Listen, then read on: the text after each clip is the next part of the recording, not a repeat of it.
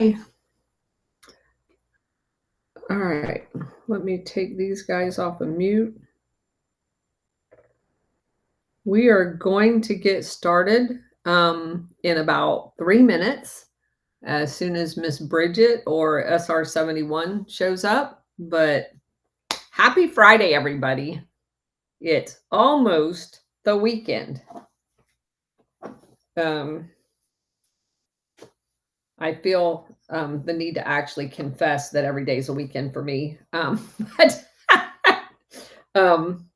Friday has all of a sudden taken on a little of its old meaning since I am watching my grandbaby for my daughter for the next couple of months. So, yeah, that's fun. Anyway, all right. So, lots of stuff going on. Holy moly. I'm going to, again, wait just a couple of minutes. I'll take this opportunity to mention a couple of things. So we did an awesome show last night with CanCon and Alpha, and we talked about Greenland. I shared with them some very interesting tidbits of information, and had a lot of fun. Alpha's crazy. I think everybody knows that. And today I did the show with War Hamster on secret societies. And as with everything War Hamster, I definitely learned a lot. It does amaze me at the patterns of the people that are involved in the international syndicate. And I love partnering with him on that part because it obviously is not my expertise. And he does have a leg up on anyone, basically. His fiance's parents are historians in a university setting in the Northeast. And so they get to go all kinds of places and see all kinds of things that you and I would not be able to. And he has access to a lot of research material. So it definitely makes it. And I'm very glad that I'm able to share his expertise with everybody here, because I know that's a frequently asked question is, who are they? And I think it becomes fairly obvious who they are when you start looking at the organizations like Skull and Bones that they belong to. So with that being said, we now have Bridget and SR71 in place. So we're going to kick this off. If you guys wouldn't mind reposting the space. They have a tendency to hide the space. I've had people repeatedly tell me that they're looking for it and can't find it on the master list. So if you wouldn't mind sharing that out. As a matter of fact, I think I just did the DM, so I will do it myself. And now when I was down under listeners, for the first time in friggin' a week, I could hear every word you were saying. I don't know what's going on. Well, that's interesting. I'm not even going to try to pretend like I understand what's going on. Yeah, it's a hot mess, and we'll just leave it at that. All right, so let's get started. Chapter 8, and let's see. This is probably another one we're going to have to do in 2 parts because it's fairly long. But it's called Archipelago. And this one starts off with talking about some elements of the CIA regretted not being able to act to help the Hungarian crisis. Because remember, where we left that is that they had basically rebelled, thinking that the West, specifically the US and Britain, would come to their aid and free them if they began a civil war against the Soviet occupation, only to be left high and dry, and a whole bunch of them getting killed. And so it goes on to say that there were a variety of other jobs to which they could turn, an array of operations in the Middle East and along the China coast, meaning that they weren't interested in actually freeing people that wanted to be free. They were interested in attacking people that they wanted to control. And that really is the lesson that needs to be driven home here. The CIA at no time has ever, between the opportunity to free people that are fighting for actual freedom and to go off and for their overlords overthrow a government that has resources that they wanted, the CIA has never opted for freedom ever. So both of the other areas that they were looking at had opportunity for both political action and covert operations. But unlike the victories in Iran and Guatemala, these proved to be a little bit more difficult. But they were in it for different reasons too. The results did not dampen their vigor of wanting to do covert operations, however. And while the president monitored the overall program, his Secretary of State, John Foster Dulles, and his brother, Alan, oversaw the execution. And this is a critical point because you remember in many of these books, they pretend like the State Department is separate from the CIA, and it is not. John Foster Dulles pursued the secret war with the same zeal and energy that he attended diplomatic meetings. He became the most traveled Secretary of State in American history, which isn't a surprise because all of his customers had international businesses. Foster kept close tabs on his brother Alan in the intel world. Foster Dulles was abrasive, rigid, and a pragmatist. His advantage was mainly the common outlook that he shared with Eisenhower, but the Secretary of State was already in physical decline. He would eventually die of cancer in 1959, and the continuing crisis that followed Hungary took a great toll on him.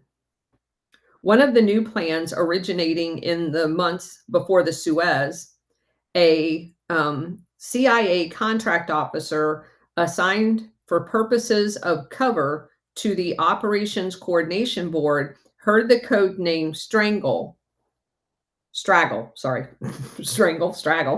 used at an Anglo-American intelligence conference.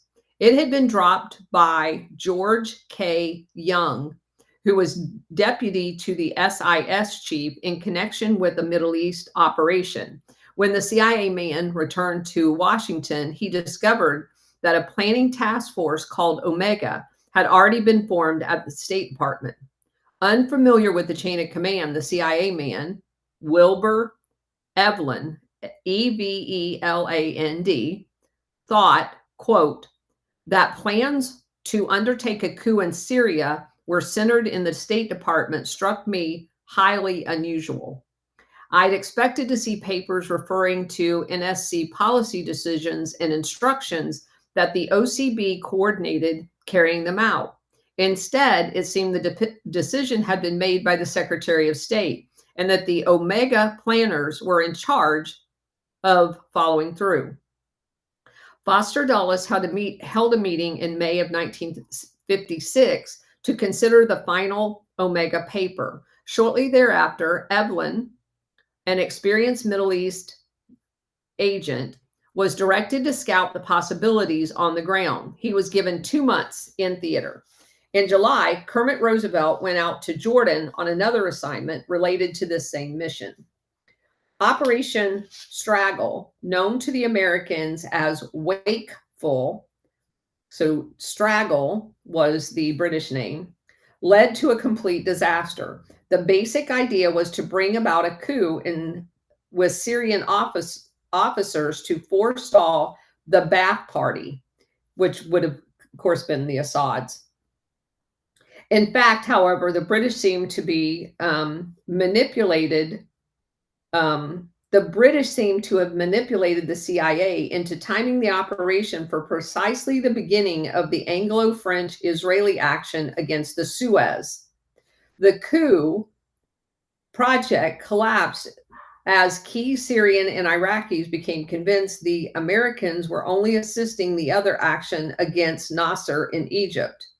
The coup was resurrected in 1957 and renamed Operation WAPEN, WAPPEN, with the CIA in Beirut, Lebanon, coordinating a covert working group composed of representatives from the British SIS, plus Iraqi, Jordanian, and Lebanese intelligence.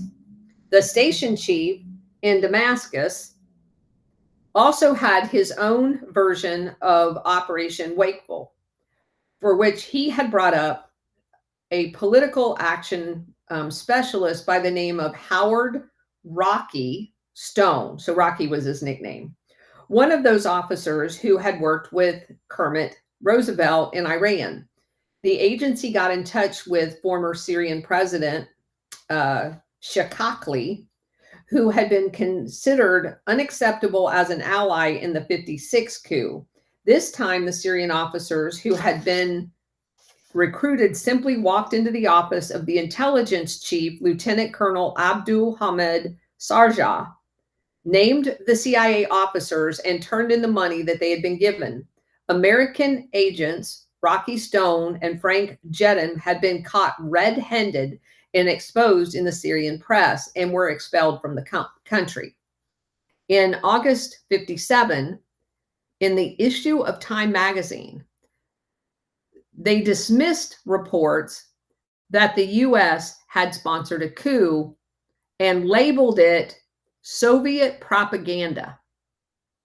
Where have we seen that before?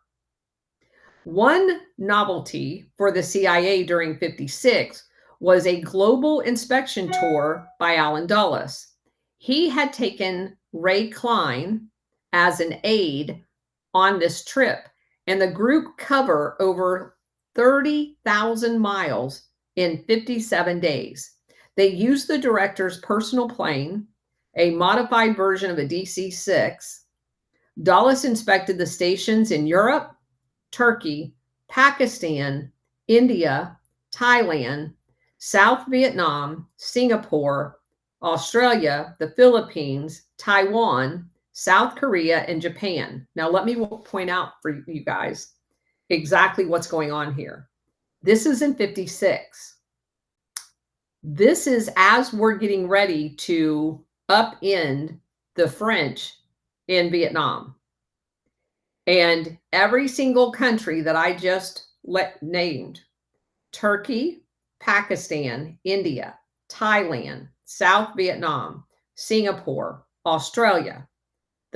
As a matter of fact, these are all going to be in the 70s, where they open BCCI branches and branches of Nugent Ham Bank to money launder the drugs that they're going to have produced during this time.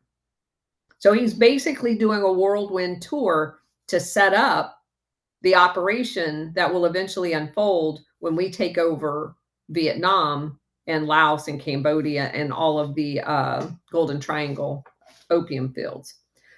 Dulles' world tour was Washington's recognition of the CIA's global role.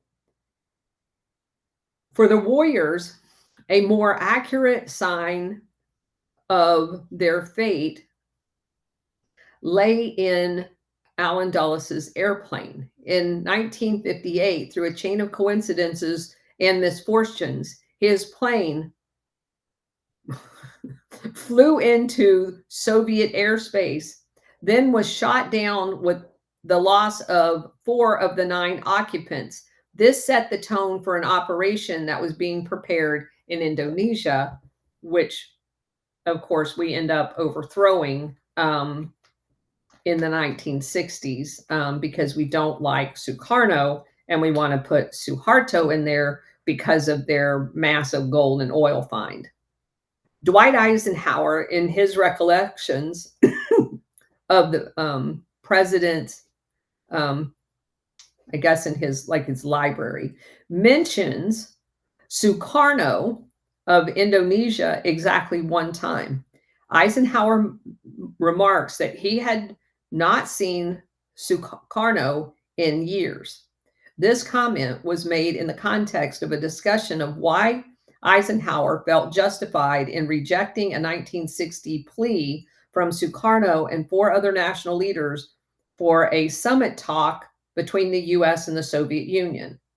Eisenhower's dissatisfaction with Indonesia led to a major paramilitary operation designed to overthrow the existing government, much like they did in Iran and Guatemala.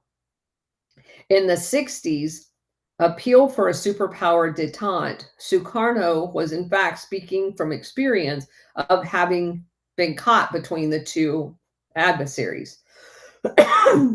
Sukarno's unpardonable offense in the eyes of Eisenhower was to reject the division of the world into two camps. Sukarno said there was a third way of being neutral, taking neither side in the Cold War, as did certain other leaders like Burma, Nasser, Nehru of India, which, by the way, they all get taken care of, in not a good way.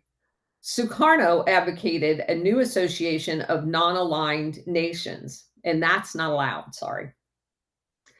Indonesia hosted a major national conference in 1955 for this coalition, and the People's Republic of China played a major role in these meetings, looking obviously for international recognition because this is mainland China, not the ones they love in Taiwan. Throughout his stewardship of the State Department, John Foster Dulles remained a steadfast opponent of non-alignment. You are not allowed to be neutral unless you're Switzerland and Sweden, and that's just because they were pretending to be neutral when they were never neutral. If you're really neutral, that's not allowed. And they're in charge because they'll kill you if you don't obey. Plus, like I said, it really, although they hated the fact that he was neutral, they really wanted, they knew that the golden oil was there since the 1930s. That's really what they wanted. They'll use any excuse to get to that. So Dulles behaved as if choosing one of the Cold War camps was a moral duty. And if you failed to perform your moral duty by choosing or not choosing and wanting to be neutral, you were just as bad as being evil. This disposition blinded Dulles to certain real possibilities and opportunities for actual foreign relations, but that's not why he's there. That's what cracks me up. These authors fail to realize they're not there.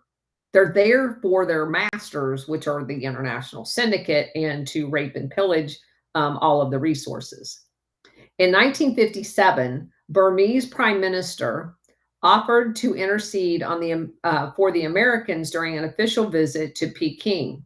He did so, and the Chinese agreed to release the captured CIA agent John Downey and Richard Fechtow in exchange for nothing more than Americans' agreement to allow a few journalists to visit the People's Republic and report on what the actual new China looked like.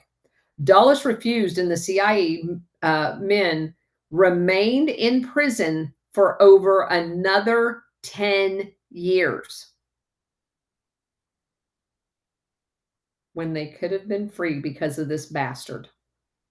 Because of Chinese involvement in the non-aligned movement, Dulles feared the Soviets would be able to manipulate the neutralists for propaganda gain. Sukarno was an object of particular ire for the brothers for organizing this effort. The Indonesian president appeared vulnerable because of cultural and geographic nature of his country, because of course Indonesia is made up of 1 million islands and geographically stretched out, so it's almost impossible to defend. The Dutch colony for almost 4 centuries, 400 years. Indonesia was made up of both Muslim and Buddhist influences. The different social groups were isolated on their own different islands, and obviously Indonesia made up archipelago. Basically, 3,000 minor islands and 6 major islands. Independence came in the rush of decolonization after World War II. For the Indonesians, the problem lay in transforming the array of islands into a nation state. Sukarno had been a prominent wartime nationalist and active in the post-war resistance against the Dutch. He was a natural choice for president, just like Kim in Korea and Ho Chi Minh in Vietnam. He basically played the same role in Indonesia. He was a pragmatist, visionary, and Sukarno was a no-nonsense kind of guy, and he was not in any stretch of the imagination a communist. None. Indeed, he outlawed the Communist Party in 1949 following an abortive coup attempt. After cooperating with the armed forces, Sukarno then turned away from them, and Sukarno was basically kind of managing all of the desperate people throughout Indonesia. Economic chaos reigned amid the political struggle. Rubber, tin, and oil were the main exports, but prices for the first two had fluctuated in the early 1950s while oil production was falling. By the mid-1950s, the small budget surplus had become a deficit, and fractionalism was rampant during that time, and he was having trouble budgetarily. And of course, this is not because just isolated incidences to Indonesia. They were manipulating the market to cause stress, just like they've done for other countries. The first CIA operation was a political action. Elections were to be held in September 1955, and the Americans wished to influence them. Kermit Roosevelt approved a program memorandum requesting $1 million. The memorandum was only a few paragraphs long, lacked any detail or even a plan. It just basically was a budget request. The project sailed through the bureaucracy, received all of the approval that it needed, and the money was spent to promote a progressive Muslim party, exchanging the dollars for Indonesian money on the Hong Kong black market exchange. The CIA was able to get its approved budget into the equivalent of basically $4 million in the US because of the black market exchange. Hold on, I gotta sneeze. Well, maybe I don't. As soon as I say it, I don't. But in the elections,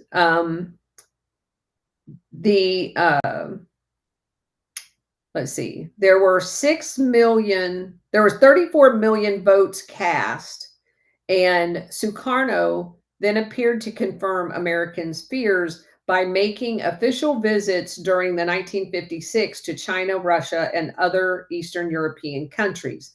The American began rumblings that he's now a communist. Again, it was Frank Wisner who set the pace. One day towards the end of 56, he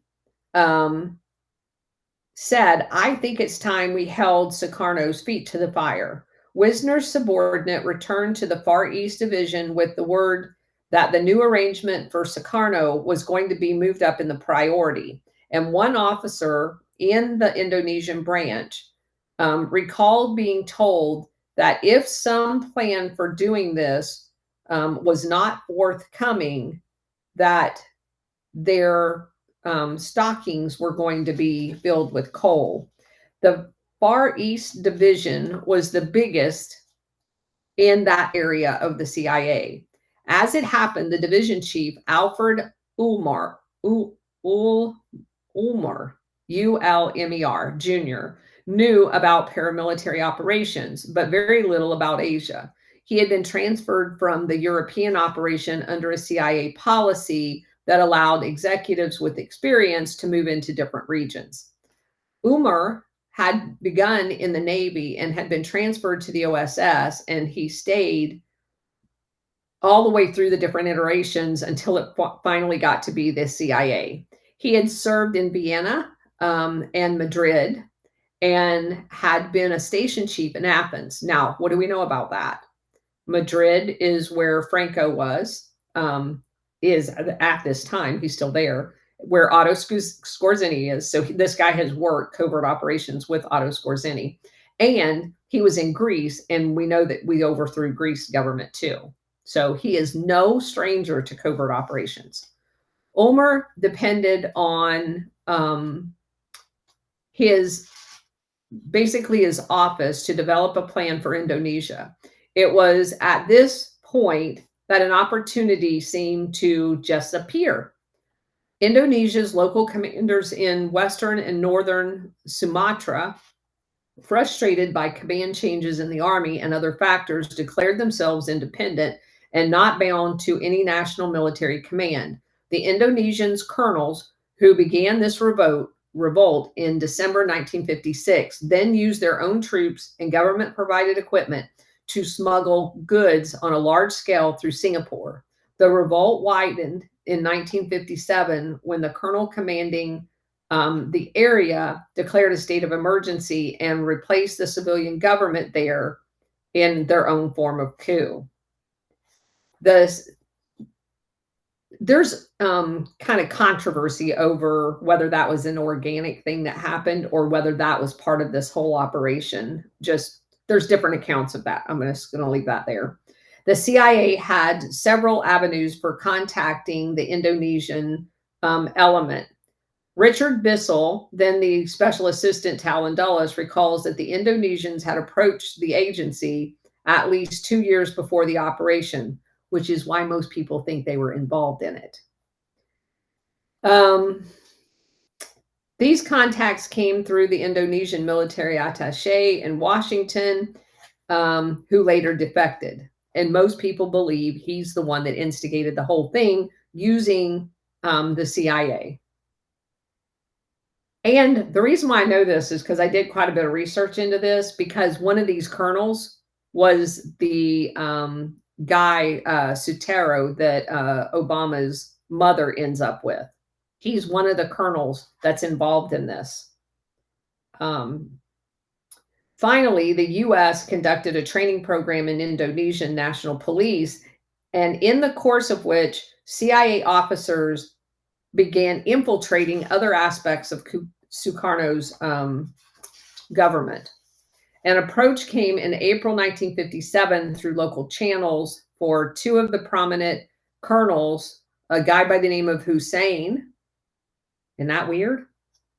Hussein, like Barack Obama's middle name? Yeah, that Hussein. And Sembolan, who had been passed over in Sukarno's army, and so they were disgruntled. These officers wished to meet personally with a CIA man, and Al Ulmer saw the opportunity to make this happen. So, when the desk officer brought this opportunity to him in Jakarta, top security was immediately imposed by Ulmer, and there was a restricted need to know that amounted to only 9 people in the entire CIA. With some hesitation, there had been no 5412 group meeting to approve any of these operations. And so Ulmer got Allen Dulles and Wisner to let him follow up on the contact. A meeting took place, and the Indonesian colonels wanted modern American weapons. Still, it lacked any presidential approval whatsoever. After an unsuccessful try at arranging a private arms deal, it was determined to seek authority and then move ahead with an official arms deal. Sukarno himself helped the Eisenhower administration decide to support this narrative because in February 1957, the Indonesian president had given a speech where he prescribed guided democracy for his country, asserting that Western-style democracy had proved inadequate for Indonesia. And again, you're not allowed to decide what form of government you have. The Americans will decide for you because they know best. So Sukarno declared that political parties should be disbanded and that they basically would have anybody could run for president. This was, let's see. The speech came after Sukarno's extended tour of the Eastern Asian, like Russia and or Soviet Union and China visits. Washington saw this as a quote unquote move to communism. To top it all off, Sukarno then welcomed the Soviet president into Indonesia for a stay of over 2 months. In May, the U.S. flatly rejected a request by Sukarno to make a visit to Washington. The fall of 1957, as it turns out, there would be little opposition to putting Indonesia on the CIA hit list. When Frank Wisner hand-carried the DCI's office a simple voucher that would enable him to withdraw $10 million for the overthrow.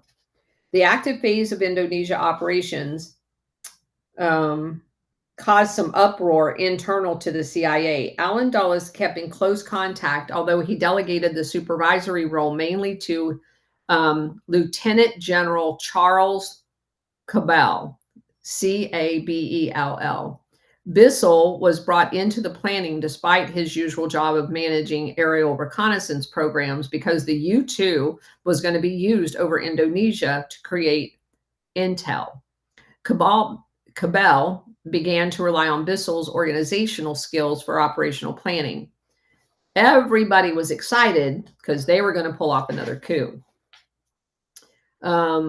Ulmer exclaimed, "We'll drive Lebanon off the front pages of the news because we're going to overthrow another government." The State Department did impose certain restrictions. There was to be only one team of Americans on the ground at any one time and a radio operator. They were to maintain contact with the colonels that were the dissidents in the country. The Indonesian project is unique in that it shows very clearly that the command role of John Foster Dulles in the secret war. The Secretary of State was in New York for a meeting at the UN when he received word from his brother Allen on September 16, 1957, for the final go-ahead for the coup. Only his side of the conversation was recorded by an official note taker. Here's what he said, quote, "Then you got the green light otherwise?" Unquote. He also asked, "Is this the West and not the East End?" And then he asked, "Is that nearer to us?" And then basically said, okay.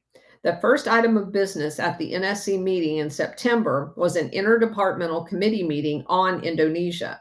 Its recommendation was to continue the present pattern of our formal relations, but to adjust our program and activities to give active support to non-communist forces, which was basically anybody that they claimed, and also to execute a CIA covert operation. From that moment, the Secretary of State was in frequent contact with his brother over the Indonesian operation. Foster Dulles overruled his own ambassador in Jakarta, John Allison, who had learned of American contact with the colonels and argued against CIA support. As was the case with the American ambassador during the Lee-Me business in Burma, Allison was then deliberately misinformed regarding anything that was going on with the CIA operation. John Foster called Allen on November 29th to tell him of an extremely significant cable from Allison that involved a complete reversal in that the ambassador was now advising action. Foster said, quote, "What was happening there was that one by one, they were gradually being eliminated. Our assets were gradually shrinking. Today, we have substantial assets with which to deal. We will, however, have only half those if any more time goes by." Because evidently, Sukarno wasn't as dumb as the Americans thought he was. The degree of John Foster Dulles' involvement was again demonstrated in the next few days, when in an assassination attempt carried out in by some quote unquote Islamic fanaticals, and unrelated to what their planning was, supposedly. I don't believe any of that. 5 hand grenades were thrown at Sukarno as he left a school fundraiser. Sukarno escaped, 10 persons were killed, and 48 children injured, which sounds exactly like an Operation Gladio event. Because they do this to get the people to turn against their president. The immediate question was whether to send condolences on the deaths and congratulate Sukarno on his escape. Foster thought that was going to be a wise thing to do. Probably the failure to do it would look suspicious, he said. During early December, yeah, because we want you dead, but we want to do it. During early December, difficulties arose with the British. In Singapore, the CIA had maintained liaison with British intelligence for many years, but in Indonesia, it was thought desirable to expand their local station and not share with the British. Because again, remember what they're doing. The British were partners with Dutch shale in the oil in this area. And the Rockefellers want Standard Oil to have that oil all by themselves. And so there is some one-upsman going on here. So Allen went to Foster while senior British foreign officer officials were visiting Washington for discussions. The secretary remarked, quote, "If this thing goes on the way it is, we will have something across there which will be pretty bad," unquote. A few minutes later, Foster was on the phone to his undersecretary, Christian Herter, Herter. What he would like to do is to see things get to a point where we could plausibly withdraw our recognition of the Sukarno government and basically bestow that on someone else. We may never have a better opportunity than now. And on December 12th, the Secretary's intelligence director, Hugh Cumming Jr., told Foster he hoped the Secretary, quote, "will get the British with us in Indonesia. MI6 and SIS wants to move and cooperate with the CIA," unquote, because they know the oil and the gold is there too, because Dutch are the ones that originally found it. Allen Dulles remaining optimistic. In mid-January, Dulles told his brother Foster, "Everything's going all right on this matter." This view was echoed in the last-minute official appraisal sent by the CIA over Dulles' signature on January 31st. The 14-page paper argued that the group of military men seemed assured of support from other facets of the country, and that they would be able to break Sukarno's grip on the country. Intelligence reported that the group in present circumstances believes it could successfully resist any military action by the central government. The CIA had advanced knowledge of the rebel ultimatum, which it predicted would be delivered on the 5th of February, but critically miscalculated in its assessment that Sukarno would not attempt to put pressure on the outer islands in the short run. CIA assumed that their group would be in a better position. At State Department, Hugh Cummings was called into the secretary's office. Foster Dulles told him, "This is my own feeling. As between a territorial united Indonesia, which is leaning towards communism, and a breakup of that country into geographical units, I prefer the latter." Because that's what they did everywhere. That's why they broke up Yugoslavia and all of these other places, is because if they break them up, they're easier to control as little units. Later, Cummings was briefed in more detail. Though he claims to have stopped them before they could broach the CIA operation, Cummings necessarily had knowledge of the plan because he was the State Department's intelligence chief. Indeed, we have seen that Foster Dulles discussed operational aspects with Cummings several times. The Far East Department expected the 5412 group's approval would bring cooperation throughout the government, but the Navy continued to drag its feet. Admiral Arleigh Burke, the Chief of Naval Operations, simply did not press the matter within his service. Both Allen Dulles and Harder raised this with him in February. At about this same time, aerial reconnaissance disclosed Indonesia's site preparation for a bomber-sized airstrip on the island of Natuna Bazaar, which was north of Sumatra. At the Pacific Command, Admiral Felix Stump began to fear that Sukarno might allow Soviet bombers to use the facilities. Navy resistance suddenly melted away. Submarine shipments were expected to take 3 days, were quickly arranged. When the word of the arms shipments was sent to the American embassy in Jakarta, it embarrassed John Allison, who had continued to advocate accommodations with the Indonesian government of Sukarno.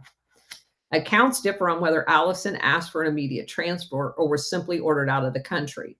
But John Foster sent Allison, a career diplomat, to Czechoslovakia because of his hesitation and not wanting to be involved in the overthrow of Sukarno.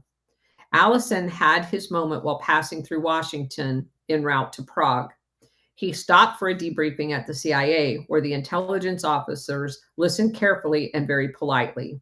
Afterward, as a senior CIA man conducted the ambassador to his car, the officer remarked, "You should know that several of us here agree with your reports and recommendations from Jakarta. I think you will be proved right in the end." Maintaining the secrecy of the operation became difficult as more and more people got involved. The CIA's plan was similar to the one they used in Guatemala because they like reusing the same plans over and over. They planned to incorporate psychological operations into it, and it is not surprising that in another telephone conversation between the two brothers, the subject of the archipelago came up. In fact, the country was a topic of discussion at 14 of the 17 NSC meetings held between November 57 and March 58. Keeping discussions of it out of the NSC proved impossible. In at least one instance, the NSC meeting on February 27th discussed at the council became a very thin line between what they were talking about in overt and covert operations. The notes on a phone call Foster made to Allen Dulles at 4:20 p.m. that afternoon are worth quoting. This is a quote from it. The secretary said he does not know whether the talk this AM about the areas should lead to greater activity. Allen said he is talking about it now. You reach a point where it is extremely difficult to do much more without showing your hand. The secretary thinks if it is going to work, we should take some risk in showing our hand.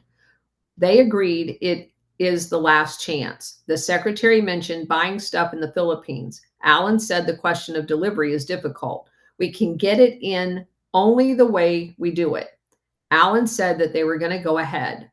We are ready to give them a bird as soon as they can eat it. We are pushing ahead as daringly as we can. It's a vigorous program, and they are very happy with it and cooperate very well.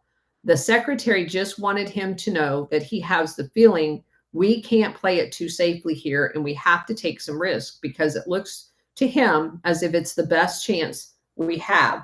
Allen is glad to hear it, unquote.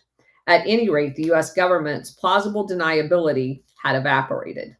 While Washington schemed and Indonesia events moved extraordinarily fast towards a climax, the popular attention on the colonel, Sukarno revived a territorial dispute with the Netherlands, which had lain dormant for 6 years over the part of New Guinea, which was called West Irian, Irian. Sukarno then left the archipelago to travel. When Sukarno was in Japan, the colonels came into the open by sending him an emissary who presented an ultimatum to dismiss his cabinet and turn away from guided democracy. The group of colonels had listed an acceptable list of cabinet ministers that they wanted Sukarno to appoint.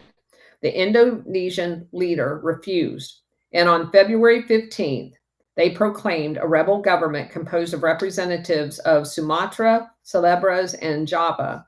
Though it had been little rebel support on the last island, this move was a signal for Wisner, who loved to be at the scene of action, to leave Singapore and come command the operation.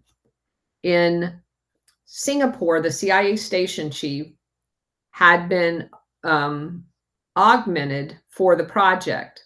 The Navy also quietly moved 2 destroyers so that they could intervene to save Americans in Indonesia. The complete list of assets at Singapore, along with the full extent of British and Australia collaboration, because they were both in on this as well. Another prime base for Archipelago was the Philippines. Navy submarines left Subic Bay with supplies to reinforce the efforts. And there was a huge CIA compound on Clark Air Force Base in the Philippines.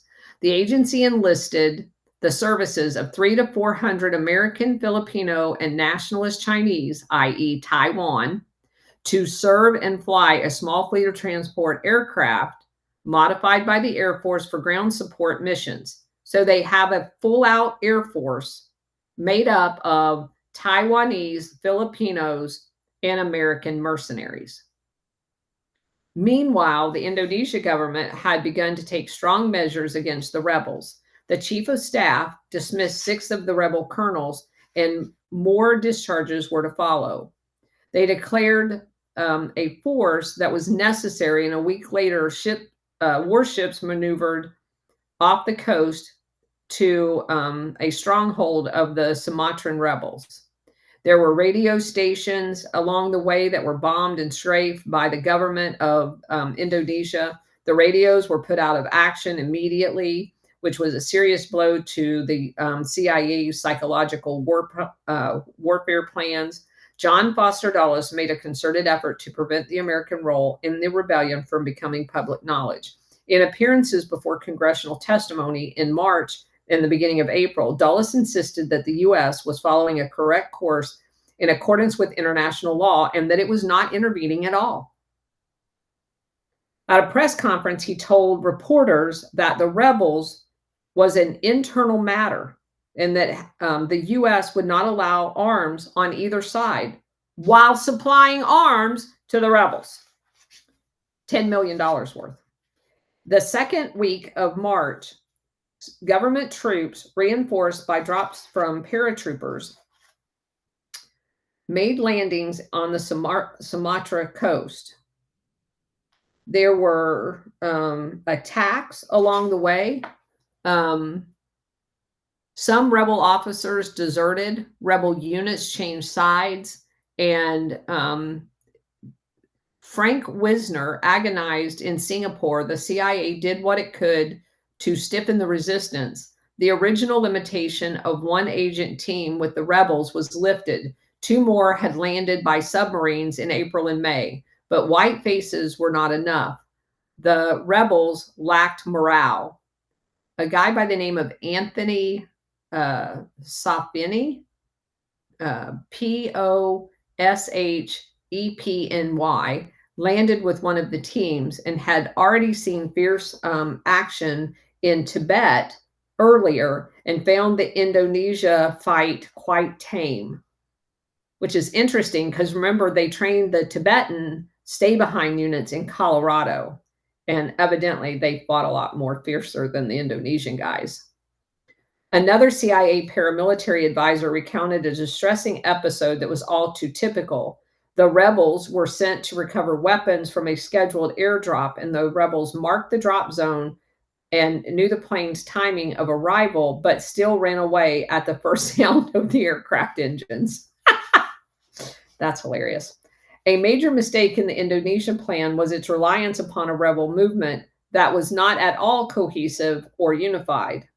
The colonels were opposing central rule in Java, but one needed to go no further than their political program to realize that it was all for personal gain and no actual care for the country itself.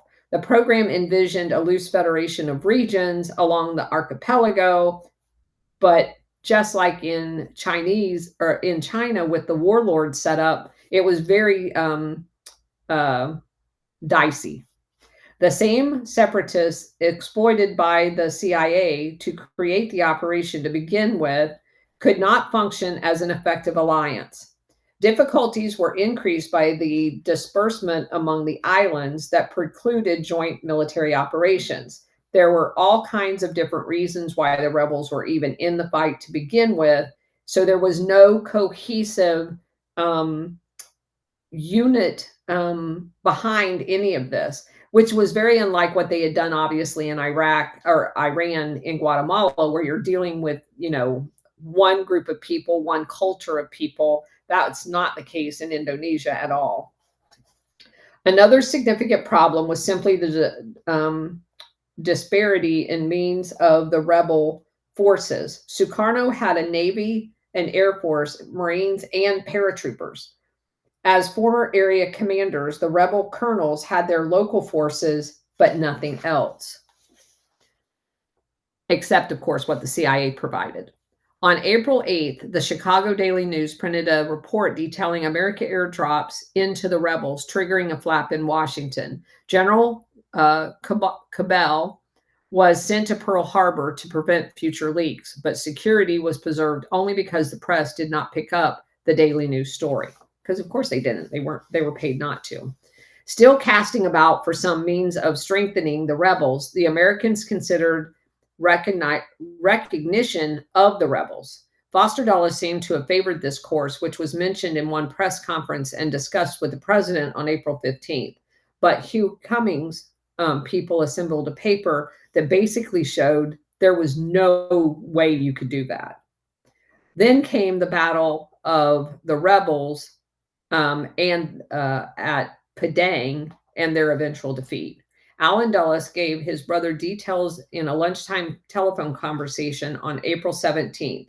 Foster remarked that the invasion had happened with far greater efficiency, speed, and precision than he had expected. Allen, who was not surprised at the defeat, warned, "We have to be careful not to get too far out on a limb." A few days later, Allen Dulles told his brother he thought the defeat had surprised even the rebel leaders. When Foster brought up the possibility of recognizing the Sumatran state as a separatist state, which they're famous for, like Katanga and Panama, Allen advised waiting. Sure enough, on April 28th, the word was that the East is boiling. The rebel capital of Sumatra fell on May 4th. With the end on Sumatra, the rebel capital was basically gone. The most conspicuous facet of the covert assistance to the rebels was the rebels' Air Force, because they had no way of getting one except for the CIA. The Indonesian Air Force remained loyal to the Sukarno government, which made it very difficult to explain all these other airplanes flying around. The first rebel raid was made in late March. About a dozen more occurred later. Targets included several cities in Indonesia, to include bombing an oil port. A British tanker was hit along with an Indonesian gunboat. On both occasions, the ships were attacked out on open water and not in port. The danger of the American exposure was very high. On March 23rd, there was another flap in Washington when a U.S. Navy plane, which may have been on a reconnaissance mission, was shot up by the Indonesian Air Force. Catastrophe was avoided when the aircraft managed to land on a friendly base and the pilot cooperated with the appropriate cover story. Later in the campaign, 2 of the rebel B-26 bombers were shot down, while the government claimed to have destroyed 6 more on the ground during raids. Through its own intelligence, the Indonesian government learned a fair amount about the air operations and used this information to discredit all other resistance. Airdrops of weapons to the rebels were reported on several occasions, and the Australian Air Force was linked with the mission at least once. The government accused American and Chinese, meaning Taiwan, of operating the rebel Air Force, and later acknowledged it was sending a list to Washington identifying these individuals. In response, Eisenhower commented publicly for the first time. In his news conference on April 30th, Eisenhower repeated the line that the U.S. was neutral in the struggle. Now, on the other hand, every rebellion that I have ever heard of has its own soldiers of fortune. You know, like the CIA. The president felt he had done so well with the press that he called up John Foster Dulles afterwards to brag about it. Eisenhower called his Secretary of State to brag about how well he propagandized the American people by lying to them. John Foster Dulles followed up with the press the very next day, saying the U.S. had no legal obligation to control the activities of American soldiers of fortune, except for the fact that the CIA was actually in charge and paying them. The soldier of fortune argument turned out to be disastrous. On May 18th, because actually there's U.S. Navy people in it. They weren't soldiers of fortune, by the way. The air pilots were. On May 18th, one of the rebel B-26 bomber raided Ambon, hitting a crowded village marketplace where people were on their way to church. The plane was hit over its intended target, an airfield, and the right wing caught on fire. The crew bailed out and were captured by the Indonesians. The bombardier was Indonesian, but the pilot was an American, Alan Lawrence Pope. Within a day, Washington knew Pope had been captured.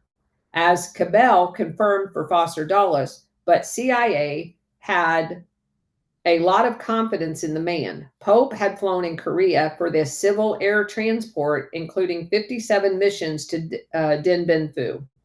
He had been recruited for the Indonesian operation in Saigon. His first Indonesian mission took place in March 1958. It was at this point on May 20th that John Foster stood before the press to say the Indonesian rebellion should be resolved without intrusion, as he intruded. With the Americans, what the Americans did not know was that Sukarno could prove that Pope had an official relationship with the CIA. The CIA was certain that Pope could stand up to torture. The B-26 planes had been sanitized to prevent being linked to the CIA, and the pilots had undergone strip searches before each mission to ensure they had no incriminating evidence on them. But Pope concealed his papers on the aircraft. The Indonesians captured Air Force and Civil Air Transport identification cards, Pope's contract for the operation, plus a post-exchange privilege card from Pope from Clark Air Force Base. The papers and Pope were displayed for the world press in Jakarta on May 27th. Both the U.S. President and the Secretary of State had been caught openly lying to the American people. And I know my buddy Absolute 1776 used to love Eisenhower, and I hope he's listening because I love him.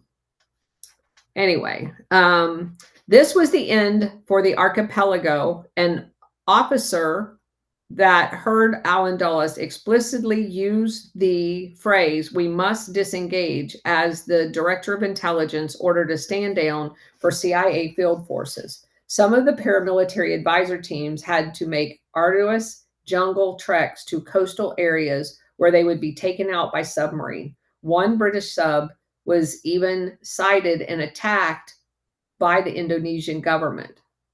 The rebels' revolt was crushed And by June 26th, the government forces had won. The final result of the rebellion was to strengthen the hand of the central government on Java.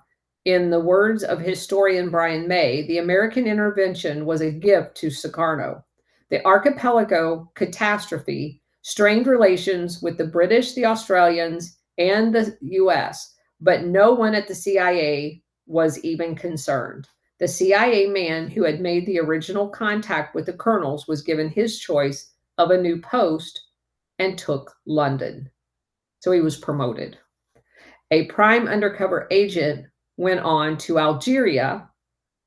Even Alan Pope, who was tried in December 1959 and sentenced to life in prison, would fly again for the CIA. The disaster did finally sap the strength of Frank Wisner. The chief went to London as the station chief to be replaced in Washington by Richard Bissell. Al Umer went to Paris as station chief. His place at the Far East Division was taken by Desmond Fitzgerald. And we're going to stop there. That's a logical place to stop. We've got just a little bit left of that chapter, and then we'll hit the next chapter on Monday. So, and rack up a failure, one of many actually. But understanding what the goal of this was, they had to wait like another 10 years to pull this off, but they eventually did pull it off. And the companies, Standard Oil and the mining companies, did eventually get in there and steal the gold and oil. So they have endless supply of money and an endless supply of bodies that they don't give a shit about. So they won't give up when they're given a mission. And the mission, because again, they have endless supply of bodies and money, will eventually happen. So, what else we got? Where did Bridget go? They didn't mention the gold.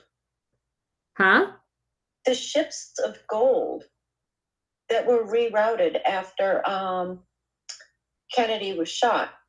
Johnson rerouted the ships of gold. We're not in the 60s yet. We're still in the 50s. Damn it. Okay. You're jumping ahead. Well, I can't help it because out of everything, that's really kind of huge. Yeah, but that doesn't happen. They don't start mining the gold until after they secure Suharto's placement and the overthrow of Sukarno. And what blew my mind out of this, Colonel, the way you presented it, it sounded exactly as though Allen Dulles figured he owned the Navy. Yeah.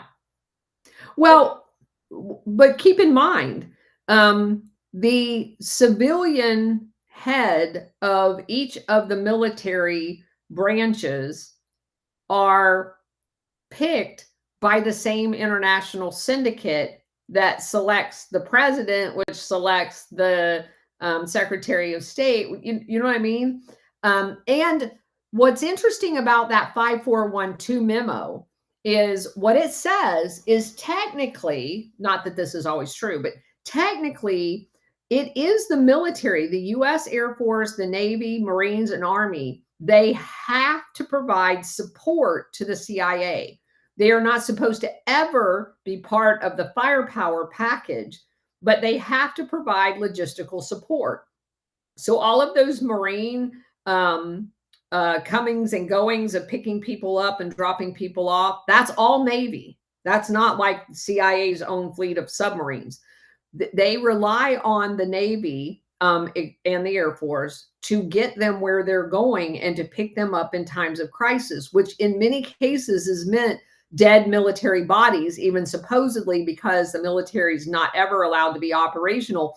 But they get themselves into these jams, and the only way to get out is by calling in air support, not air support, but air rescue. And it is those times when the military ends up dying for a CIA operation gone bad. So yes, you're right. They have a lock on military support. And that's the whole thing with the SF guys, the Green Berets, the Deltas, and all those guys. So they end up in training bases. And let's just say that they were using Singapore as a training base, or Hong Kong, or whatever in that area. Even the Philippines, because we know they had a large CIA facility on Clark Air Base. So they would have the Delta SF guys training the assassins and the paramilitary people to go on those missions. And there has been people that have told me that they accompanied the people that they trained on those missions. So that's absolutely not supposed to happen by law, but they are supposed to support them.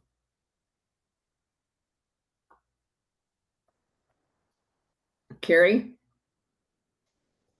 Hi, Colonel. Hi. I was listening a couple days ago to a documentary on YouTube, and I posted it in the pill. I can't pronounce this first name. Hjalmar. Schacht, the banker who shaped Hitler's power.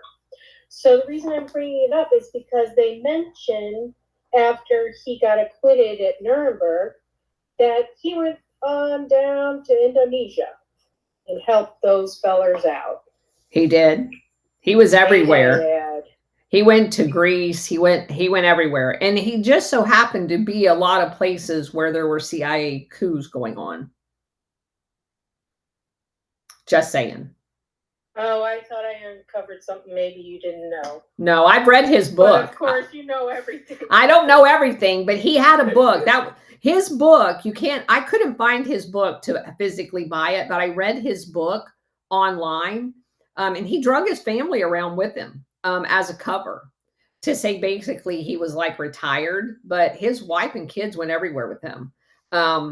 And that was one of the books that I lost when they deleted the accounts on archive.org. Yeah, he's a very interesting guy, but I think most of his book is a lie in a cover story way, because there's lots of other books that implicate him as actually like the liaison of all of the Western money into Hitler, where he kind of kept his the story we got sold after World War II is that, basically Hitler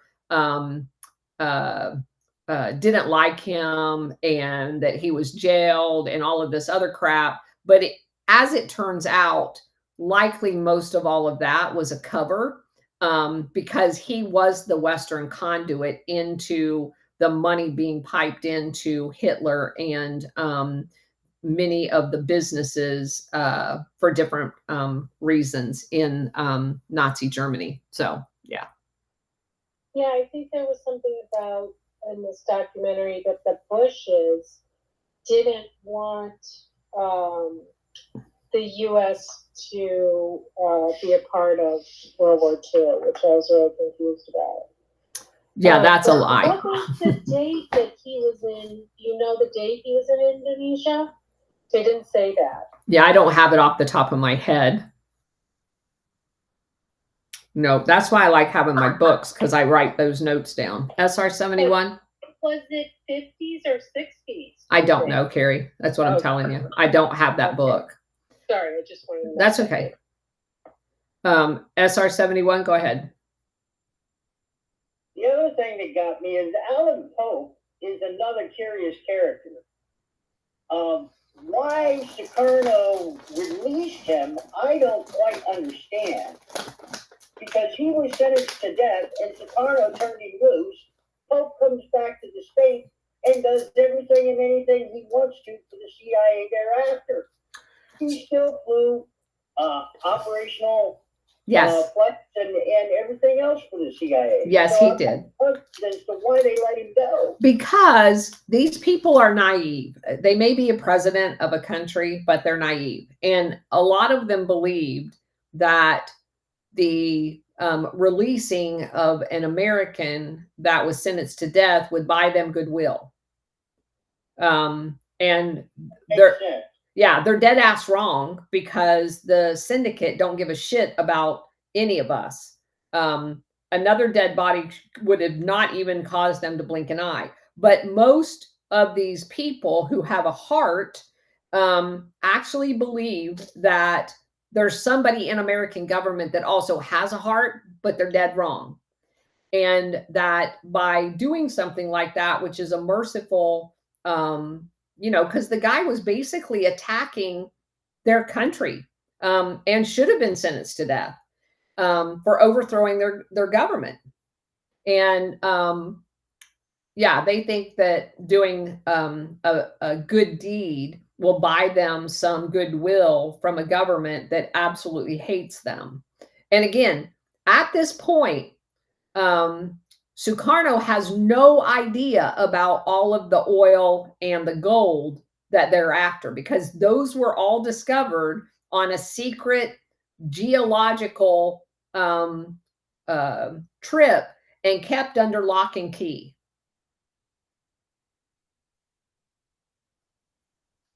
So, all along. Hi, yeah, Colonel, regarding that last point about, why some people would do something, given what we now know about the international syndicate and history of CIA, I think it's important to remember, what year these events happened, and in my opinion, how early or how late these events happened are very significant if we're trying to evaluate, how much, say, the Indonesian government or Indonesian intelligence, or even domestic parts of our own government knew at the time of, the international syndicate's activities and what the CIA was doing inside our own government. It's when, in my opinion, really matters. The other point I want to make is, or I guess maybe question, relating to this guy, Ulmer, Ulmer, that you, I think, mentioned earlier. He is kind of a pretty interesting guy. And as far as what I know about him, I haven't triple checked this or anything, but in the book Family of Secrets by Russ Baker, which I very, very strongly recommend to everyone.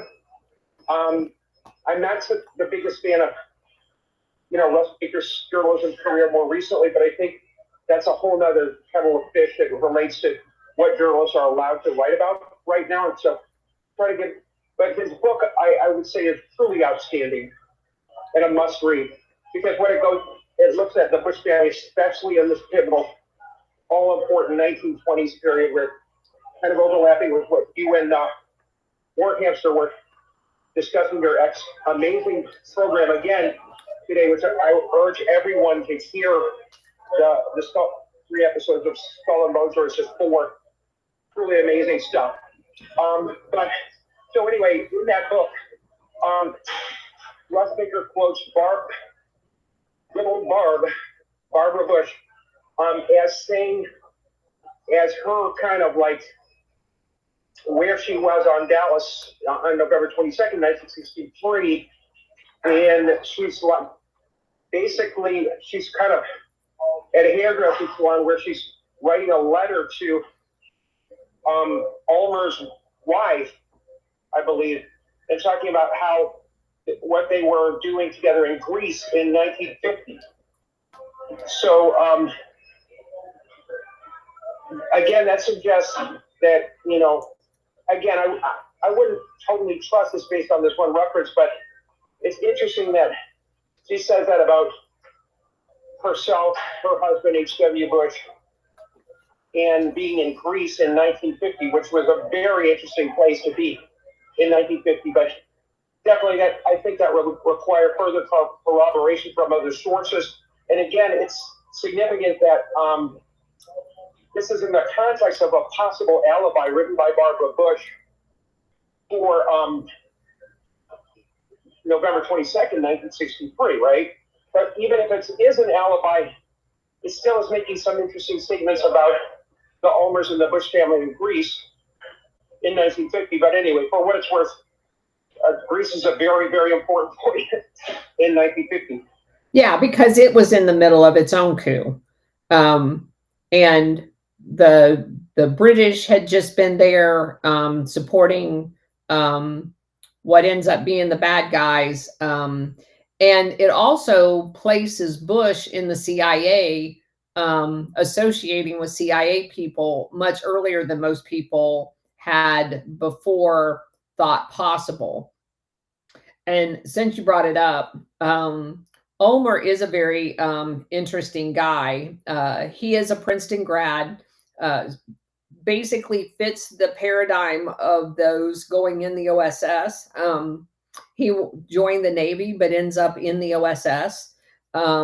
He also, after the OSS is disbanded, he joins the CIA, and he goes to Turkey, Egypt, Italy, and Austria. And of course, we know Turkey and Italy and Austria, during the time that he would have been there in the late 40s and early 50s, were all part of Operation Gladio. And then, of course, we just mentioned his excursion over into Greece as well. So very, very interesting. It also said that he spent some time in the Balkans and Hungary and Yugoslavia, which again is very interesting because they all ended up with stay behind units too. So very, very interesting. Miles, go ahead. Well, hello, Colonel. Hope you're staying warm. I remember my dad said one of the coldest he's ever been is working at Cape Canaveral in the winter. So, your dad is a jokester. Today, pardon me? Your dad's a jokester. Well, he was outside. He wasn't working inside. I don't care. I've been in 60 below degrees in Illinois. There's nothing in Florida that compares. But anyway, go ahead. Well, I know. Well, I live in Minneapolis, so I don't know if he was joking. But yeah, we ended our show today with "We Didn't Start the Fire." So, yeah. That's kind of interesting that that song's been around for so long. And now we look at it completely different, don't we? So did you see the video that I reposted of Absolute 1776? Say again. Did you see the video that I posted that Absolute 1776 made of that song? I know who you're speaking of. I'll have to go watch that again. There's so much stuff that's coming out.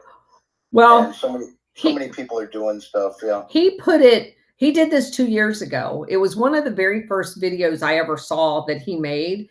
And I remember commenting on it. But he sent it to me yesterday after I posted that song as a reminder that he had done it, because he's a professional video guy. He used to work in Hollywood. His talent is unsurpassed. And I've since yesterday, I've watched it 5 times.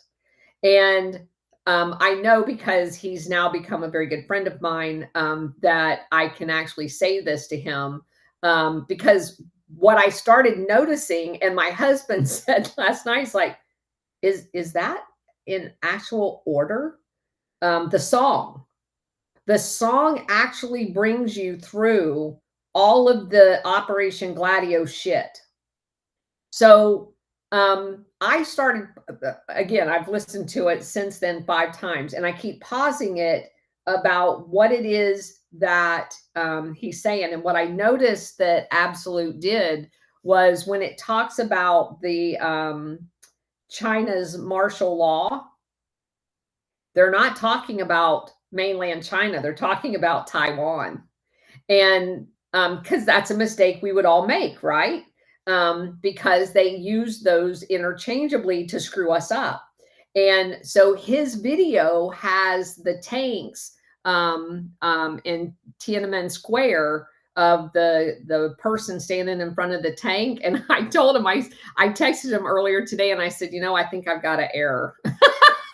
I said the martial law was what Chiang Kai-shek implemented, and the timing in the song indicates to me it is Taiwan, Chiang Kai-shek, not mainland China.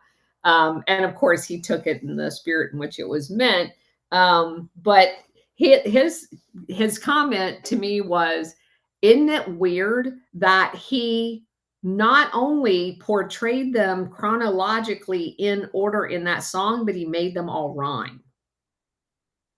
It's just phenomenal. Did Billy Joel write the song? Yes, yes. Oh, okay. I wasn't familiar. According to him, according to Abs, and Abs has actually met him several times. So, yeah. Oh, okay. Well, I'm getting more people on board with Greenland server farms. I'm glad you've been talking about it. CanCon keeps bringing it up. Because I told him. Well, okay. Thank you. I appreciate that. But, we'll find out. We'll find out a lot of stuff pretty soon. Yeah. Moneypenny, go ahead. Hi there. So after yesterday, I was really intrigued. I think I mentioned the Spycatcher book briefly. And you started off today, particularly talking about the Egyptian President Nasser.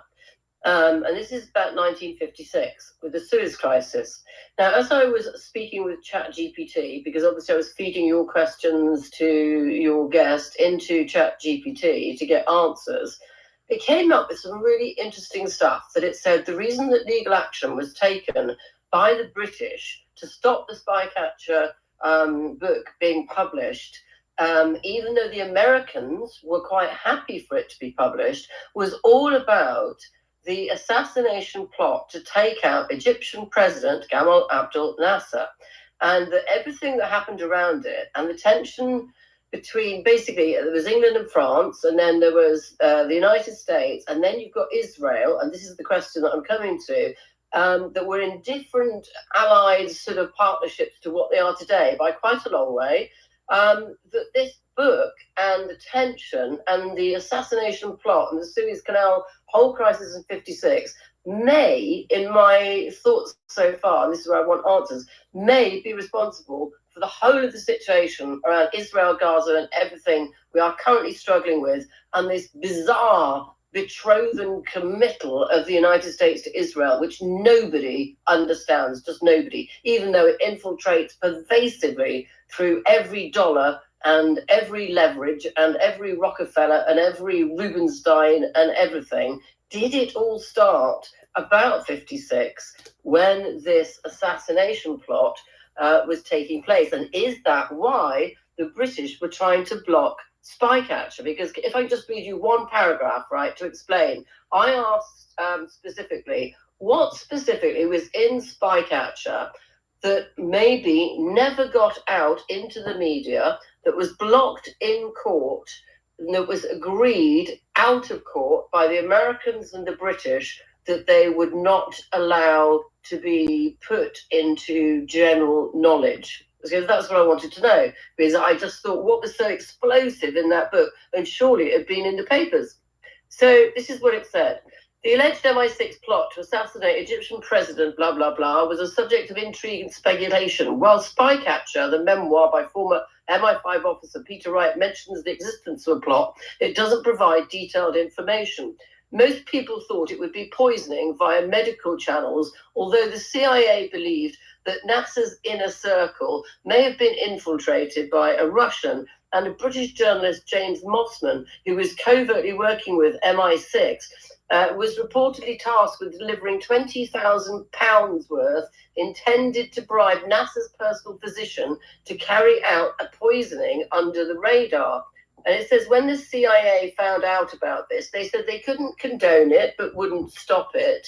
And then when Anthony Eden, British Prime Minister at the time, said that he really needed Nasser out and tried to challenge it, a retired CIA operative with direct knowledge of the period recalled that the agency was aware of British discussions about eliminating Nasser, but noted that the plans were so fraught with misinterpretations and lacked precise directives that the United States would not step in.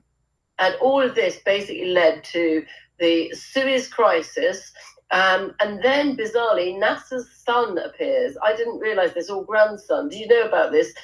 His son or grandson appears in this like senior position, which would never have happened if he'd have been killed, because he wouldn't have had this son. It's like time travel.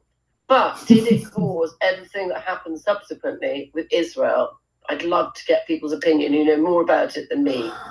Because Britain, France, and Israel were together on this. Britain, France, and Israel at the time were pretty much, and Israel at that time had pretty good relations with everybody, and the Suez Canal was a big momentous change in all of that. Well, that's probably an entire show worth of conversation, because there's a lot involved in that. Okay, so did the CIA know what the British were planning to do to NASA being the Egyptian thing, not the space thing, and why, and what the ramifications would be of it? So the CIA, in at least 2 books that I've read, absolutely knew, because they wanted to help. The US didn't want Nasser in it either, right? So they ultimately do their own, not unlike Iran. But they're kind of at this point, I'm going to say something that's probably, it's an opinion of mine based on all of I've done. While there's some what's the right word? Not chivalry, but there's some one-upsman among MI6. I think the relationship of the intelligence agencies, if I could use an analogy, would be MI6 is the dad, and all of the rest of the post-World War II intelligence agencies are sons. And sometimes the son tries to outdo the dad, and sometimes the sons among themselves have a competition. But at the end of the day, there's always been a begrudging respect for MI6 as the elder in the relationship. That doesn't mean that they don't do shenanigans against the dad, much like a son would as well. But if I could use that as an analogy, they're never actually on opposite sides of a coin. They're always on the same side. They have different competitive reasons for wanting to go about things different ways. But just as we saw in Iran, they always come and bail the other one out, right? So if in that case, the British failed to overthrow Mossadegh when they tried a couple of times, the US stepped in and did it for them, because there's ultimately, when the US stepped in and helped, Standard Oil got a cut of the profits at that point, which they would not have had the CIA not done it. And that's another reason why you know unequivocally that the CIA does not work for the United States, because the cut of the profit of the CIA going in and overthrowing Mossadegh didn't go to the United States taxpayer into the treasury. It went to Standard Oil, because that's who they actually work for. So in the case of Egypt, you know that Otto Skorzeny took a mission for Mossad to get rid of the Nazi scientists that had been placed in Egypt, that was trying to get them parity with Israel and their support from France, the US, and London on armaments against their Middle East competitors. So Egypt felt like they needed help, and there were actually Nazi scientists in Egypt helping them develop their technology militarily. And Otto Skorzeny, being a Nazi as well, was hired by Israel to go into Egypt and get rid of those scientists. So the adage that there's no honor among thieves is very, very true. He worked for whoever to do whatever. He wasn't loyal to any one government. He was basically like a pirate. He was hired to do a job, and he went and did the job. So it would be hard to pinpoint when, but you can go back, because prior to this period of time, no one in America during the actual beginnings of the state of Israel was interested in providing Israel military aid at all. It's not that they didn't care about, the thought of there being in Israel or all that other stuff. That the U.S. just was not having any of that, as far as it being their responsibility to ensure that that was a success. They saw that exclusively prior to this time as a mission that had been given to the Brits, and that the Brits were responsible for it. And I read a couple of different things a while back about the fact that there was a lot of disgruntled Americans because of them being given the mission in the League of Nations, and then basically having to come back and reiterate at the end of World War II, when nothing had been set up, that hey, we got to go back and actually do something, because a lot of people originally thought that Jordan was going to be the land, because that was Transjordan at the time, was going to be the land for the Palestinians, and then that Egypt was going, or that Palestine was going to be the land where the Rothschild state of Israel got set up. And they ended up with Jordan like their own country and having nothing to do with the Palestinians that were being displaced. And we all know the rest of the story, but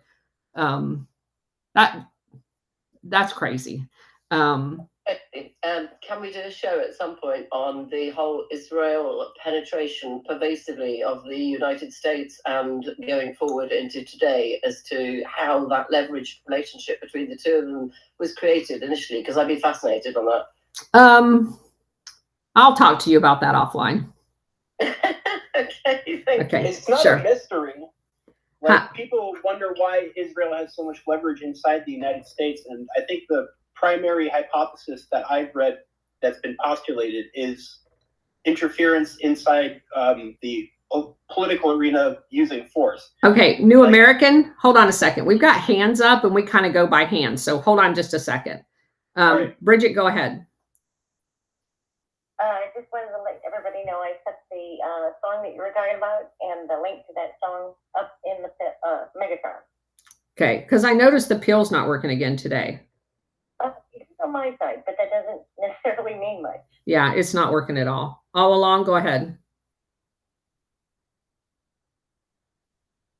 Hi, Colonel. Relating to this absolutely pivotal point that the previous speaker brought up, relating to the role of Israel, Egypt, and Saudi Arabia in the Suez Crisis in 1956, I agree. It's worth a lot of analysis. And one of the things that I think is sometimes not brought into play here is the U.S. attitude towards Egypt and Saudi Arabia, and also U.S. oil companies' attitude towards Egypt, and how that in turn changed following the Suez Crisis, and put perhaps Israel in a different strategic position, and perhaps resolve some of the conflict that you suggest, and I think correctly from what I understand, about the division about, should the U.S. really be that pro-Israel? As you said, it was considered more of a British thing and potentially a serious liability, and it was within parts of the State Department. So I think that the fundamental thing that is rarely brought up is how U.S. oil interests, in particular Aramco, Rockefellers in Saudi Arabia, perceived Egypt, right? Because they're a very populated country, right? And Nasser's whole shtick was pan-Arabism, right? And guess what? Egypt did not have a lot of oil, right? It was poor as fuck. And Saudi Arabia is just the opposite. So the whole idea of pan-Arabism, again, emphasizing what we know, that these boundaries were drawn by outsiders. They were not drawn by Arabs, right? Was perceived as a threat to U.S. oil interests in Saudi Arabia, you know, the biggest oil producer in the world, where all four of the original Arab Aramco oil companies that made up Aramco, when they united as Aramco, were originally Rockefeller oil companies, right? So, in that regard, the CIA definitely saw Nasser as threat number one in the region with this idea of pan-Arabism. And so what we see in 1956 is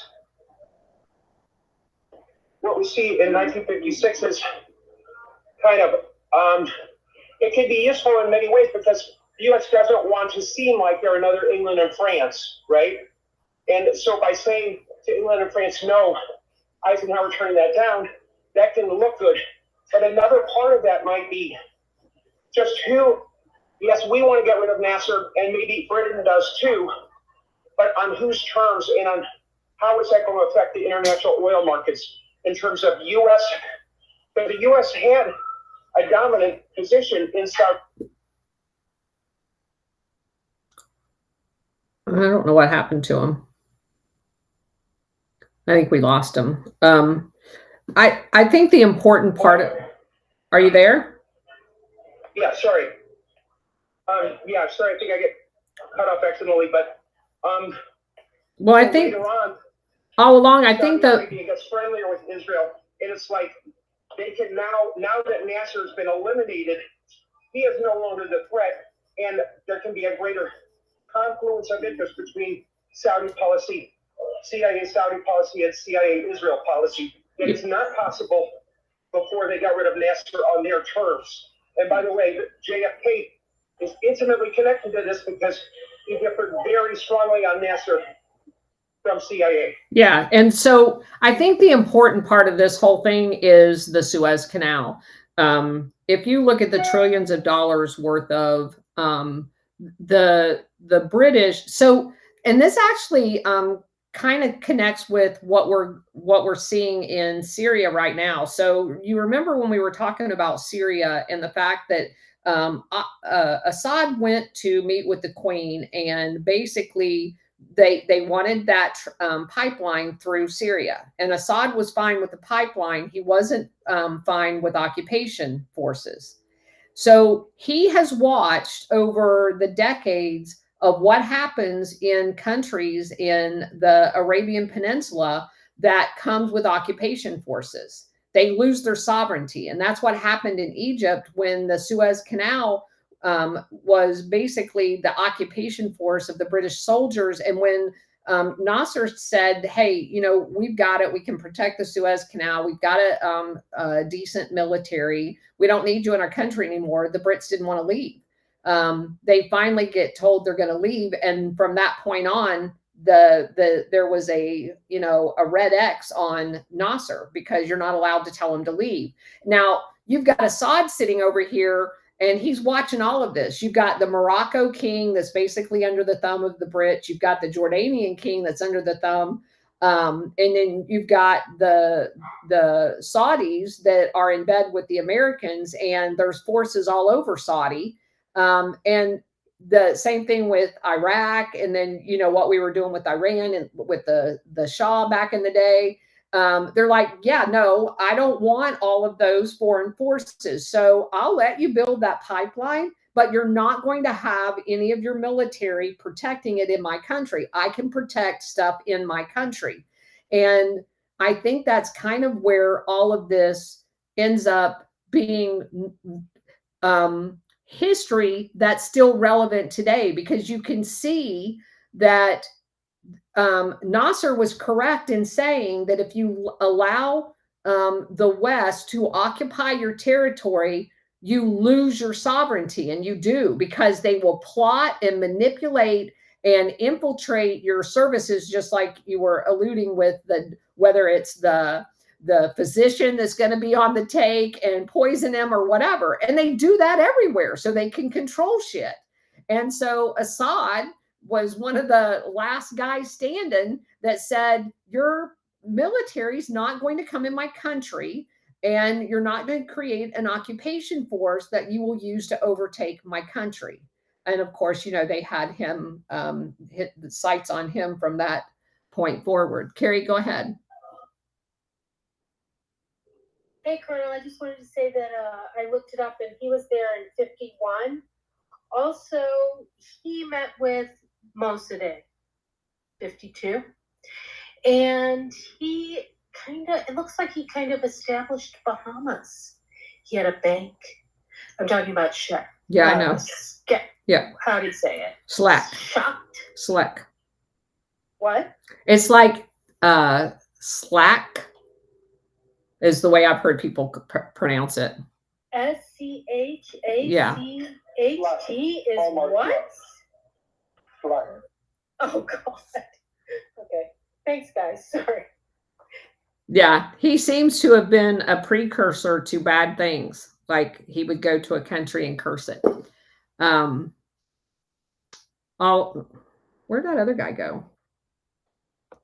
American. It's kind of like the Zelensky handshake. Yeah, kind of like that. All along. I saw he dropped out. Okay. Yeah, Colonel, just on Hallmark's Luck, he is definitely a key figure in the absolutely amazing book called Coup in Dallas by Hank Albarelli, which is kind of a choppy book that Hank Albarelli died, and it was completed by 3 of his co-authors. But I actually read it twice because it's kind of choppy, but it really is so relevant to everything that we've been talking about here. Yeah, I've read it. The post-World War II, yeah. And so Schlacht is definitely a key figure, in that book, and connects with the love shenanigans. The other thing I just wanted to reiterate that Egypt and Saudi Arabia was about geography, but it was also about just blatantly who the hell is getting the oil money and how it would be divided, whether it would be pan-Arabist, like all the Arab countries share in that, or just Saudi Arabia and the Rockefellers. That's a huge variable. Yeah. And it goes back to the old adage about the whole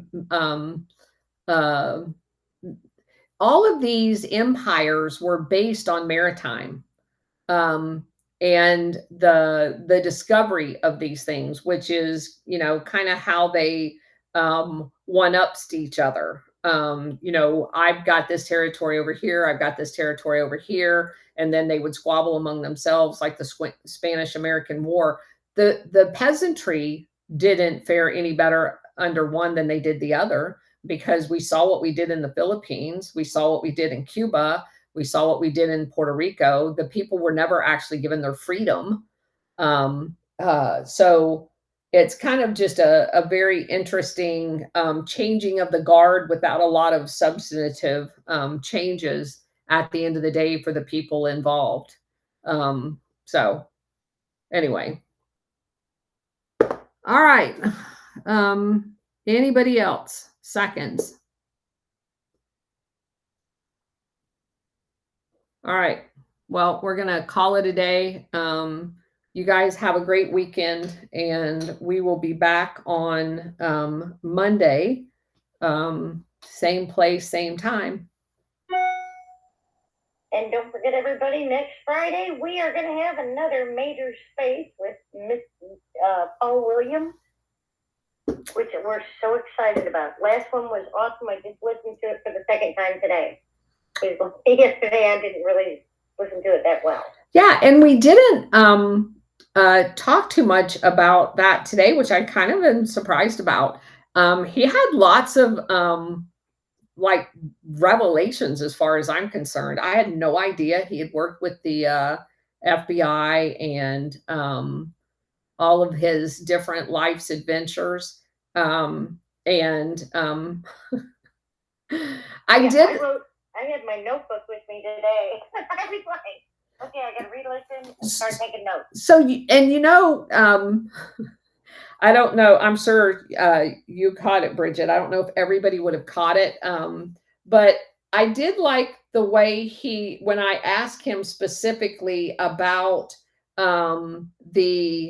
his impression of the use, because, I think he's given this talk so many times about his research that when he got to the part about Italy and the Communist Party and the threat, and when I mentioned to him that I wasn't at all convinced that that was actually an accurate depiction, that while I believed it initially, the rest of my research made me circle back to that point and do a little bit more diving in. And that's when you find that the fact that the Soviet Union was decimated, and they're not going to overtake Europe.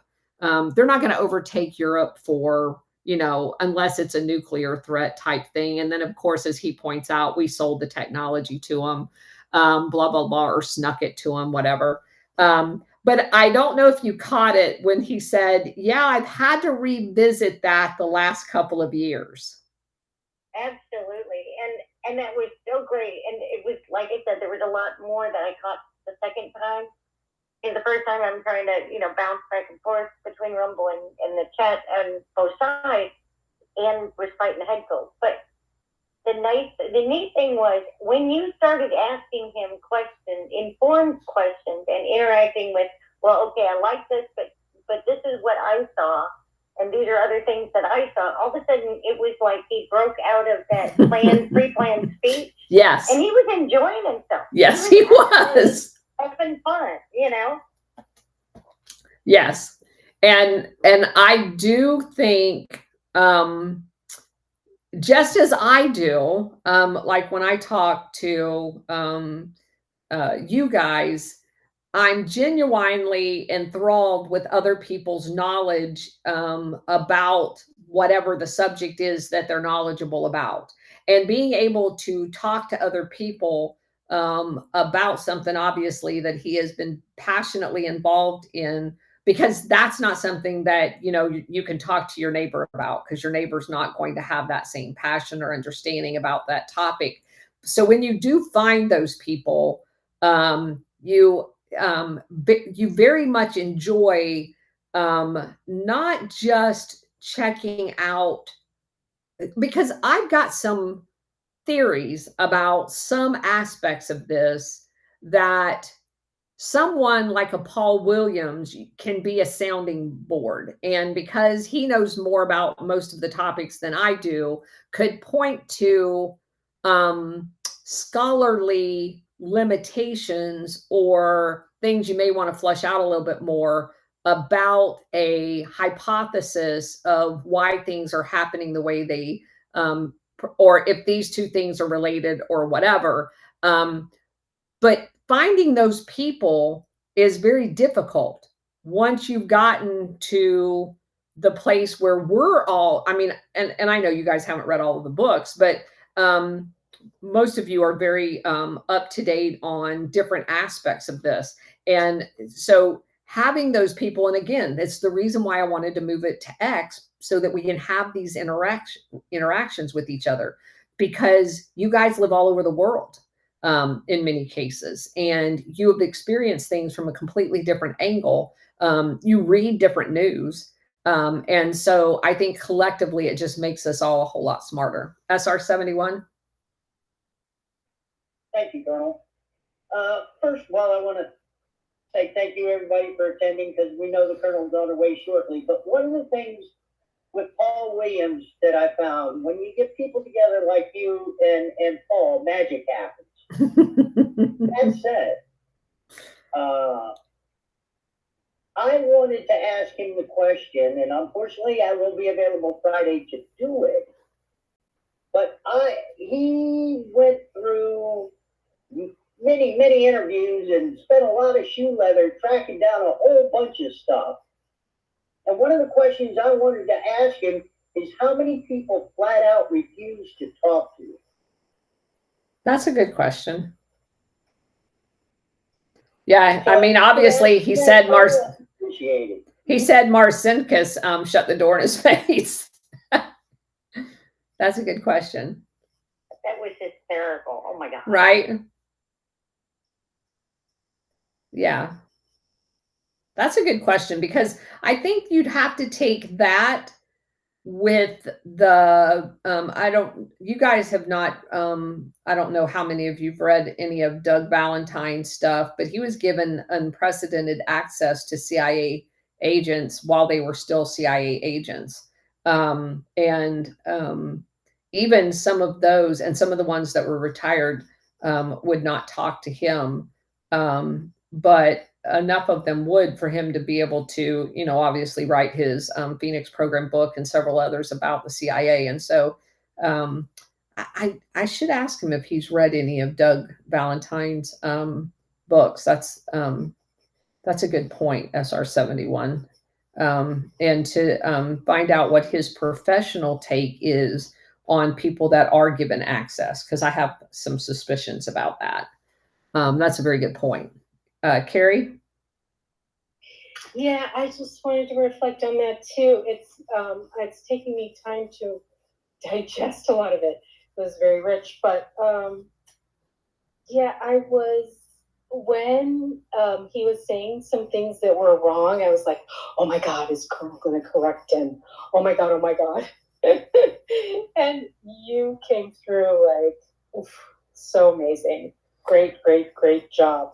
So hard, I'm sure. And the other thing I wanted to know about him was, how do you think it's possible? Like he was saying he was published through Doubleday. How do you think that's possible? Because a lot of that happened before he published Operation Gladio. He was making that point about the fact that he used to be on Fox News and CNN and all that other stuff. Once he published Operation Gladio, a lot of that stopped. He couldn't teach at Catholic schools anymore because he outed the Vatican Bank. That didn't. Who published it? Was it Doubleday? I don't know. I'll look. What did I just do with it? I had it right here. Where the hell is it? It was sitting right here. I don't know. I'll look. What the hell? What? You have a lot of books. You have a lot of. Well, I have the books I haven't read. Let's see. There's 5, 10, 12 sitting right here on my desk.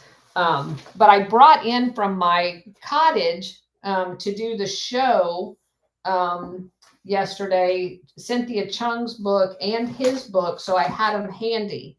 I just had it in my freaking hand. I'm losing my mind. Maverick?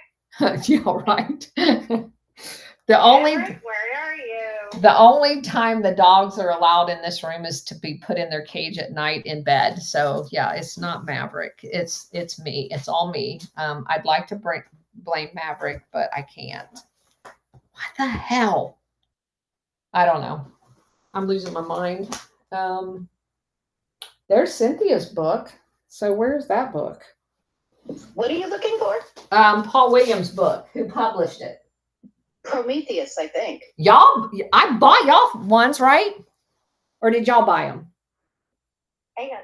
I bought it. Okay. Yes, Prometheus. Okay. There you go. So again, not a mainstream publisher because he kind of pissed them. And I think honestly, a lot of them, if the CIA tells them not to publish something, they're not going to publish it because they're all in bed together. So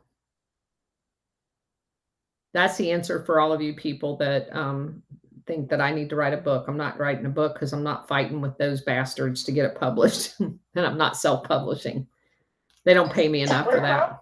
Tucker Carlson is publishing books now. Just saying.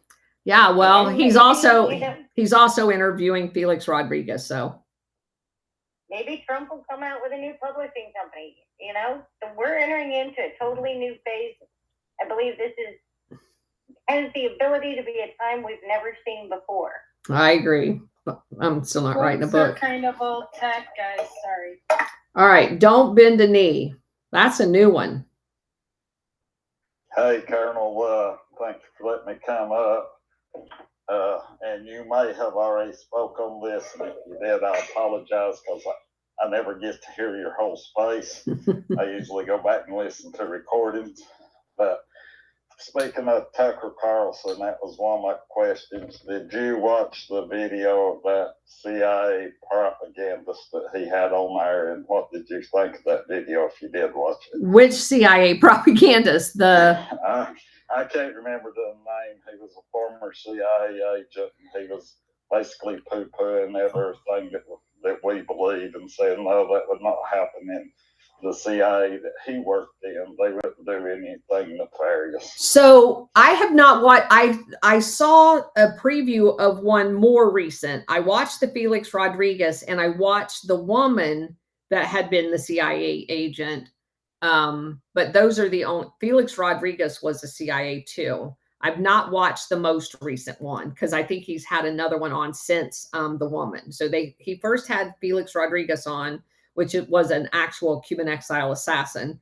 And then they had the woman on, and she actually was probably the most honest of any of them. There was a couple of things I questioned, but she was definitely the most honest. And then the most recent one, I just saw the preview, but I have not watched it. I had it bookmarked.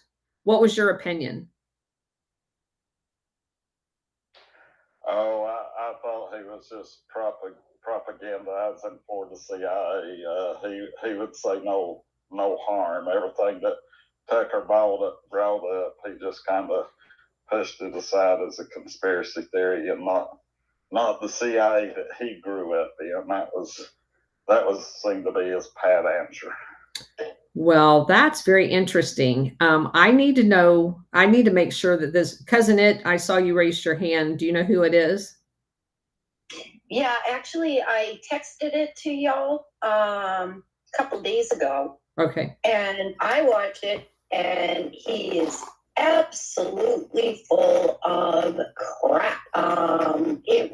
It was really kind of funny too, because he never came out with exactly a straight answer. It was always the obfuscating and the running around, and he doesn't know, and that wasn't in his wheelhouse. But it's funny because, of course, he was in all of the stations that have right now blown up all over the world. So, of course he knew. One of the very telling things too, which I just had to kind of chuckle because we all know this, is that he was at all the embassies, stationed at the embassies. So, obviously they're still doing it. They're not just putting them in as teachers or professors or art students or whatever the hell, they are still actively infiltrating the embassies and working out of those. So I did find that interesting. But yes, I did send it. And unfortunately, I think it was like Brandon something, maybe. I can't remember off the top of my head. I'll go find them. And I guess I'll have to do one of mine like I did the Felix Rodriguez one. Bernard Hudson. Bernard Hudson. And I'll stick the link in Signal. Okay. Thank you. Yeah, I knew I posted it somewhere. I just couldn't remember. See, I was pretty close, Bernard. All right. Tomato. Benjamin. I don't know if it's me coming in broken up or if it was you, Colonel. I did hear my name though. I apologize. I wish I could be here more often for your spaces at 4, but that's right in the middle of me picking up my circus with twins and everything. But, one thing that I thought was very interesting about today's time is like we're trying to figure out like who the bad actors are, who are the innocent people, bystanders caught in the middle of it. Because like when I look at Twitter and all of what's going on, it's kind of like the phone game. It's a bunch of people passing messages and things like that. And to show that you're making an impact, Colonel, and I saw the comments from the Sean Ryan show. One of his producers reached out to you, and he was worried about your followers and what they believed in and stuff. And that's why I brought up that, we're trying to figure out who the bad actors are. Like with Sean Ryan, I consider him someone that I'm still trying to analyze and figure out. But that female CIA agent, like, that's one that got me, it spun me up. And here's the reason why. Because, like, all the stuff that Colonel and all you ladies have uncovered about the operations that the CIA has ran since World War II at a minimum, this lady gets out there and starts telling people, like, the CIA is trustworthy. We don't do things like that. And it's like, no, just that simple fact alone tells me that, you're not one of the good guys. Because it's like, we need transparency. Like, hey, yeah, we did a lot of bad stuff. It wasn't me, like, we're trying to figure it out. But that's something that stood out with her. She's also attached to Benghazi. I absolutely believe that she got called into England so they could brief her on, the spin of how they were going to spin Benghazi and what happened there. Yeah, so obviously one of the patterns that emerges is these people, like we saw it with Alan Dulles. They're conveniently out, right? So if they want to pretend like nothing's going to go off, they'll go on vacation or whatever. And then that's when the operation, and they're like, no, I don't know anything about it. If I knew something about it, I would have never went on vacation.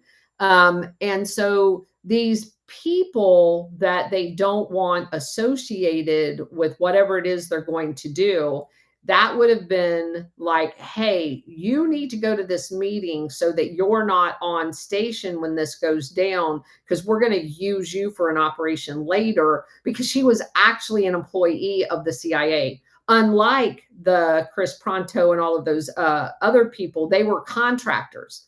They don't care if they die or not. And so, yeah, very, very suspicious that she just happened to be off station. Very, very suspicious. All along. Yeah, Colonel, very quickly, your comment about, or the comments about publishing is We lost you.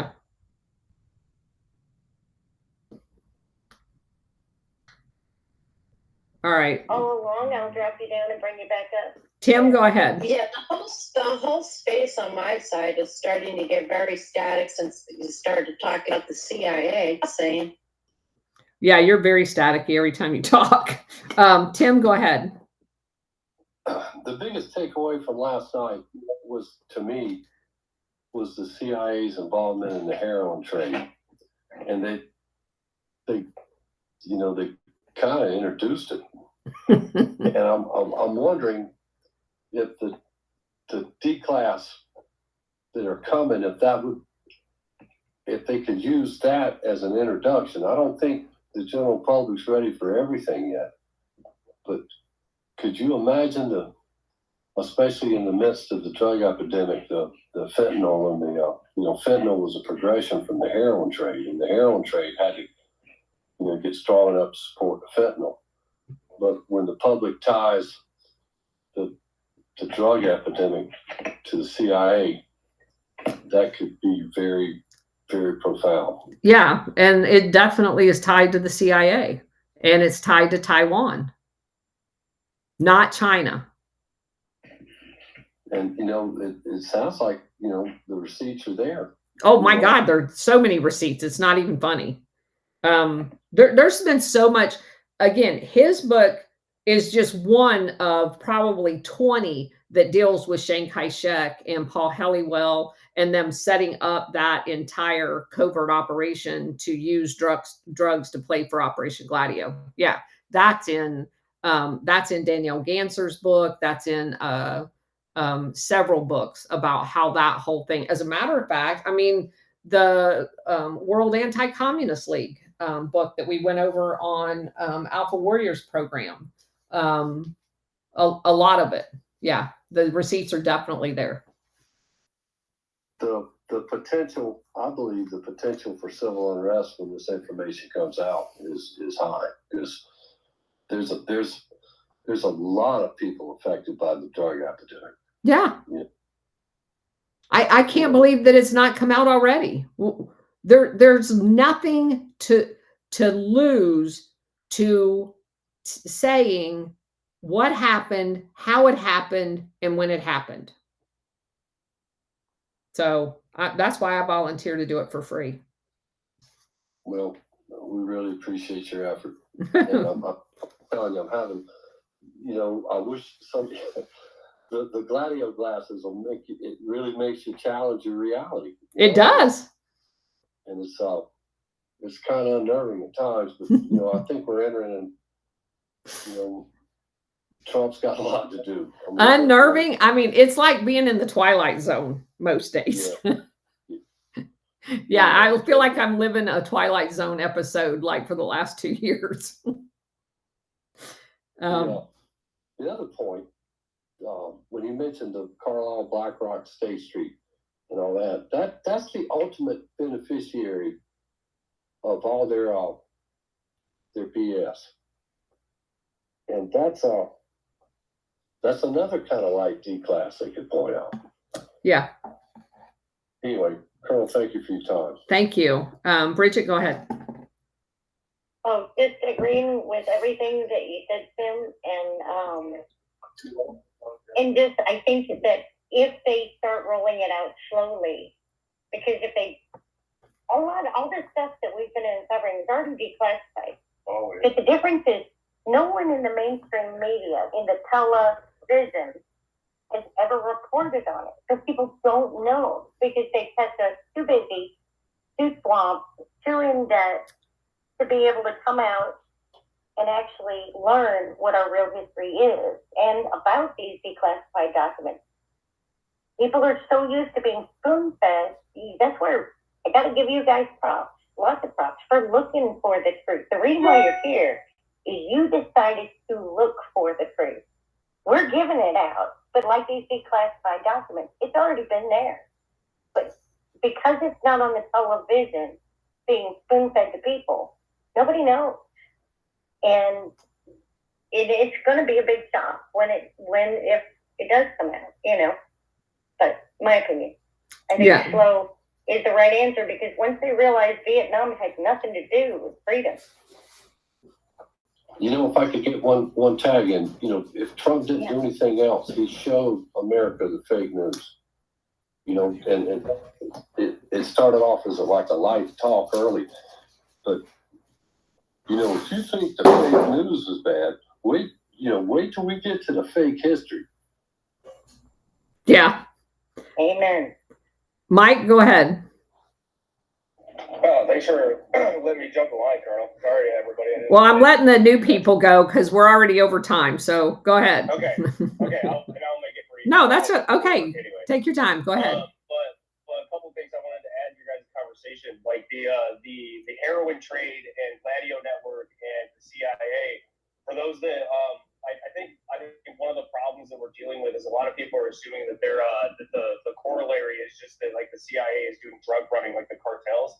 That's not necessarily true, because if you read the book Blitz, you find out that like legitimate big pharma industrial companies like Merck back in the 20s were powering the Roaring 20s and all the ridiculousness that led to the collapse of the Weimar Republic, where Germany was specifically 40% of the global heroin trade and 80% of the global cocaine trade. So when we're talking about the CIA being involved in the drug industry and everything, like they're doing things very, I would say very clinical probably versus everything else. And they're probably actually teaching a lot of the cartels that they're using to smuggle everything into all these different, areas of the country. And then another thing that I thought was very interesting in the last couple of days was I mentioned earlier in the week on my own podcast that I just found out about Romania's coup d'etat that happened over a month ago, and I hadn't heard anything about it. And Sean Ryan, like you guys are talking about him, Sean Ryan just got clued in on that, and I think he's one of these personalities that regardless of what your feelings are about him, I think that he is dancing around the Gladio Network conversation and not even really realizing it. But so I personally don't think he's a bad actor. I think that he's just unaware, and he's like relatively truthful in the way that he kind of expresses himself on his podcast publicly. But I will agree with you guys that Sarah Adams, I think that if I'm trying to figure out whether she is a bad actor or whether she is just somebody who she's very glued in on one specific, very small panel within the CIA as far as like tracking the money for specific groups, and she's just kind of burying her head in the sand as far as like quote unquote conspiracy theories that may tarnish the CIA's reputation. So I think you guys are like, it's possible that you guys are accurate and that she's just kind of like a disinformation actor. But I think there's also a possibility that she's just naively ignorant and arrogant in her ignorance. And that's all I wanted to add. So Mike, I'm gonna write that down. That's probably one of the best classic lines I've ever heard. And so I am not quick to judge anybody. I would have given you ignorance, right? I would have given you ignorance. Because I was ignorant. I spent 30 years in the military completely ignorant of any of this. But what I won't give you even an inch on is going through her timeline and every single talking point, whether it's somebody had commented that after 9/11 security state, and she's like, you can't complain about being scanned at the airport. It's for your own safety. Yeah. As the illegals are walking right past you where we don't even know who those people are, right? So you move from naive ignorance into complicity when you say that the CIA has never done anything wrong and that they're not corrupt, when everybody at this point knows about MK Ultra. Everybody knows at this point about Mockingbird. Everybody understands about Paperclip. Everybody understands that the CIA has done some really shitty things, so that you cannot say that they do nothing corrupt, because they absolutely do. And oh, by the way, since I've studied this for the last 2 years, about 12 hours a day, I provided some concrete corrupt things they did that was even contrary to president's direction. And her response to me was block me.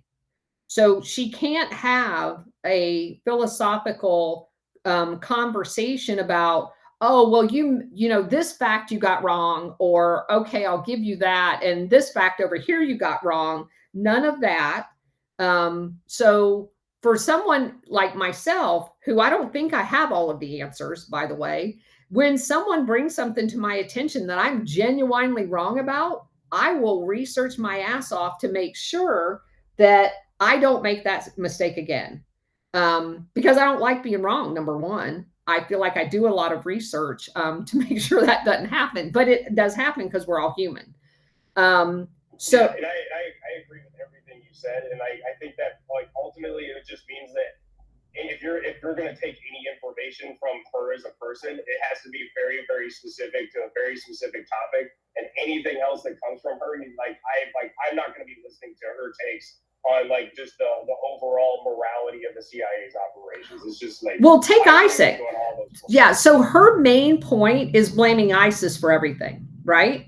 So yeah, that's absolutely nonsense. Okay, so we've unequivocally proven that ISIS was funded, trained, and created by the CIA. I have pictures, we've all seen them, of John McCain with the head of ISIS in Syria, by the way. And we all know that John McCain was head of the International Republican Institute for 25 years. He was given on average $75 million a year budget to go do regime change, along with the National Endowment for Democracy. And there's a slush fund also set aside with taxpayer dollars for Union International Institute, something, something. And the chamber has one and the Democrat Party has one. And that was there in exchange for giving the CIA a front called the National Endowment for Democracy. Reagan also, the negotiation with the Senate was, we'll give the Republican one, the Democrats one, the Union one, and the chamber one. So everybody has a slush fund for regime change. And you can go on their page. They're very proud of it. They have listed every country that they've spent that money in to do, quote unquote, democracy. So one of the countries that the IRI under McCain, most of us saw those pictures and thought McCain was there on behalf of, like his job as a Senate member. He was not there as a senator. He was there giving them money as the chairman of the IRI, and no one ever talks about that. So he was more of like a VC angel investor than anything. Exactly. So when you know those things because of the research that you've done, and you have someone tell me that the CIA is not corrupt, yeah, I'm not there. And I will agree with you on Sean Ryan. I don't watch him. I've watched clips of his show. I don't have an honest take on him. Having been a CIA contractor, obviously he's not as invested as. Actually, I would tell you that I doubt very seriously, if you look at Sarah's duty history, that she's still not currently a CIA agent. Agreed. Yeah. So the current job that she supposedly has is with a quote unquote NGO, which we know how they use NGOs as a front, and she's coordinating action in Ukraine. So I would venture to bet, if I had the money and wanted to make a bet on it, that she is still currently employed by the CIA. And that's why it rubs her the wrong way if you criticize the CIA. Because, I can talk all day about the military. If you want to bring an honest complaint about the military, I loved the Air Force. I love being in the military. I love the service. I love the friends that I made. But I am not going to defend a corrupt institution, even though I was part of it for 30 years. So there's just something very odd about that. Yeah, and the last bit I'll say, and I'll bounce down and listen to the rest of your guys' conversation, is that one of the reasons why I do kind of I won't say trust, but I value Sean Ryan's work a little bit, is that just between us girls here on this conversation, I don't think Sean Ryan is really all that bright. If you do watch quite a bit of his content, not a whole lot.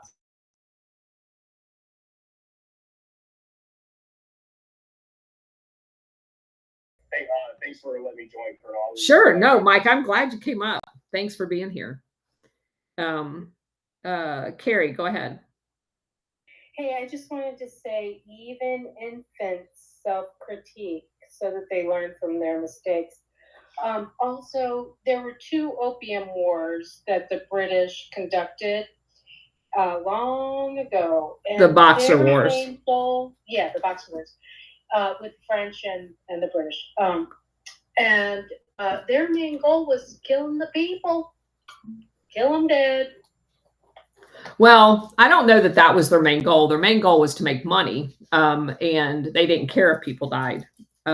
So, yeah. Oh, my take on it is that they were trying to take over China, and they thought, yeah, but drugging people was to kill them. Yeah, well, there's a difference between your main goal being killing them and subduing them to the point where they don't care. Because that's what they're doing here with us in a very slow, methodic way with Big Pharma. They're just dumbing us down with the vaccines and everything else. So their goal isn't necessarily to kill us. They like us paying taxes to them. So, and the same thing with the Chinese. They like the money that selling the opium to the Chinese generated for them. They didn't care. They're in the trading business. They don't care what they trade. Eventually, the more opium-induced people you have, the easier it is to overtake the country. So they're not necessarily diabolically different. Well, I think there is, eugenicists that really, they love killing people. Like, they really do. Right. Hold on just a second. Somebody just opened the front door. Go ahead, all along.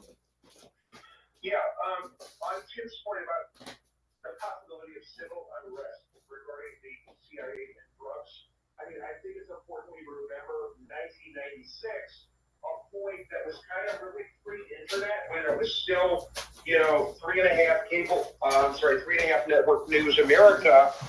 And what happened when Gary Webb released the information about the crack cocaine epidemic and the CIA and its connections to Iran-Contra, and just how really pissed off the public was, and it got, as Tim suggested, hit the public from a new, very volatile angle that they're immediately responsive to.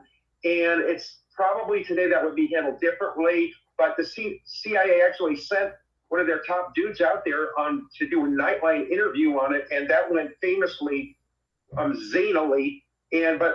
So I think I agree with him. It would be extremely volatile if you put those little two antenna of the electric eel together. You're going to get a zap and in public reaction that many people would be surprised about. The other thing I wanted to mention is the topic came to publishing, and on that topic, I think that would be a good topic for a show, because CIA and publishing is so important and very rarely looked at as a topic. One thing I would urge folks to look at is an editor at Random House who is not exactly random. His name is Bob Loomis, Loomis,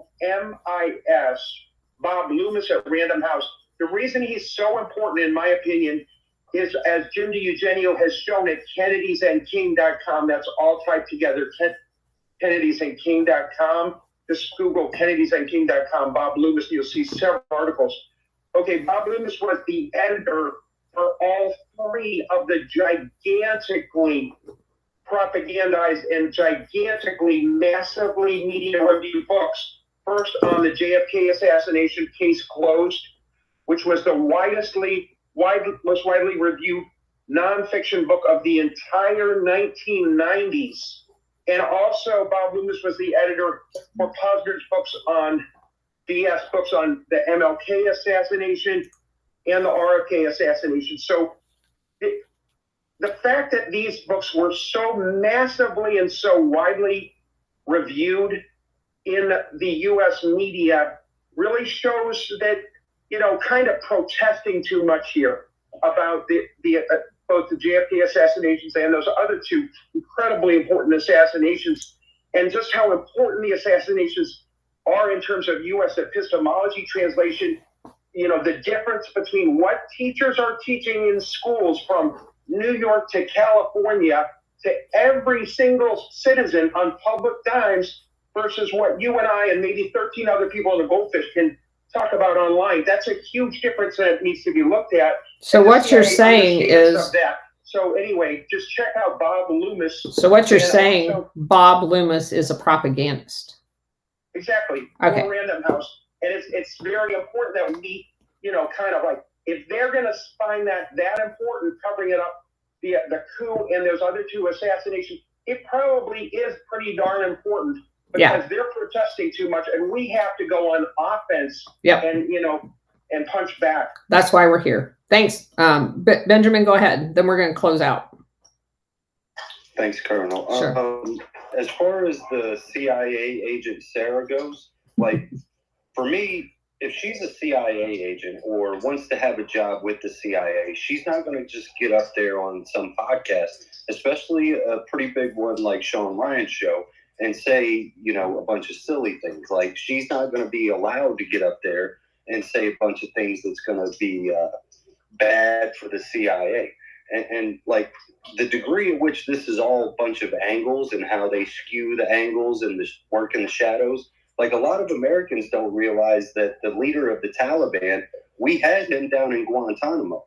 Like, he worked for the CIA. Then now he's the head of the Taliban over in Afghanistan. He's killing American soldiers. It's like, I worked with special operations. I know for a fact we can reach out and touch anybody in the world. So all these drug dealers that are running around free, all these bad actors that are running around free, if we really wanted to go after them, we could take them out. That the fact that he worked for the CIA and is the leader of the country, that lets you know things aren't as they appear. Well, And with that, nothing is as it appears, apparently, which is why we're here and why we do the research to try to figure out what is the real deal, and present it to you guys in the clearest manner possible.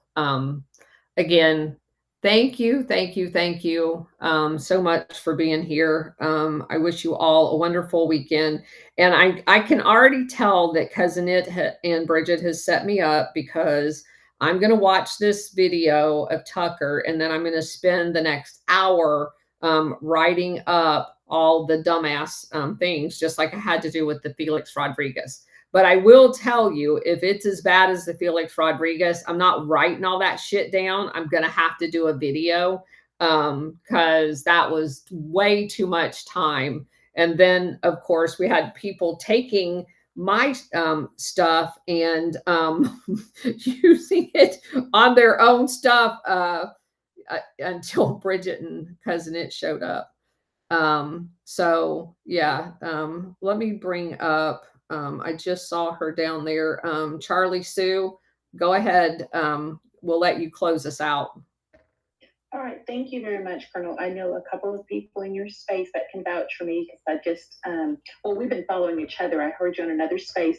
I did come up just to let you know, if you don't mind, I did add you to our group called Post Spaces Only. It's a very successful group, zero tolerance on chatting, that I maintain. I'm an Air Force vet, married to an Air Force officer, so hopefully we can have that kindred spirit and trust between us.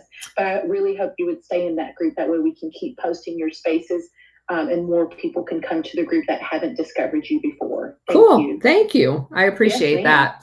Absolutely. The more we can get the word out, the better we will be. Absolutely. Thank you. Thank you. All right, guys, have a nice weekend. You may see me later if these guys get me going on this dumbass CIA agent. I'm just going to go ahead and say that. But he's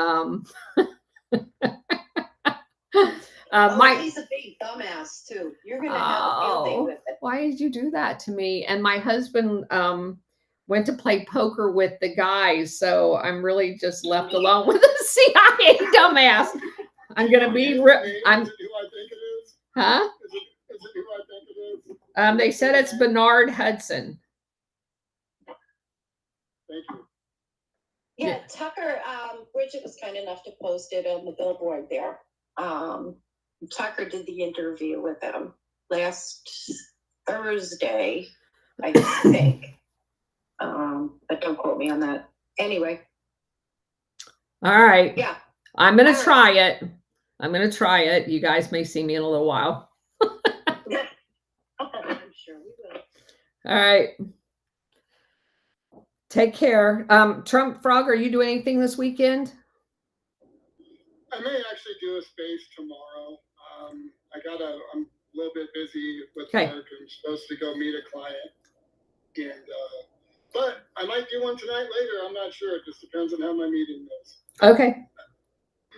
Awesome. I'll talk to you. All right. Let us know. I want to come crash the party if I can. Oh, I would love it. If I do, I definitely will let you know. It'd probably be around 8 o'clock, but I will let you know for sure. Yeah, that's too late for me. Well, I don't know. If you guys got my blood boiling, I may still be up at 11. Oh, spicy Colonel Toner sounds fun. I might do that. Colonel will be there after watching this. She's gonna have the time to say to us, like, no, this is a lie. This is a lie. Let me show you this. That's what's gonna happen. All right. You guys are challenging me here. All right. You guys take care. I will see you. If not later, I'll see you on Monday. Bye. All right. Let's go over here. Donnie Vision, you had a question and I wanted to answer it. Where did it go? Let's see. I screenshot your question and we'll make sure it gets answered the next week's show. Yeah, so for some reason it dumped me out of the whole live stream. It's showing that it's there. Bridget, are you still on here?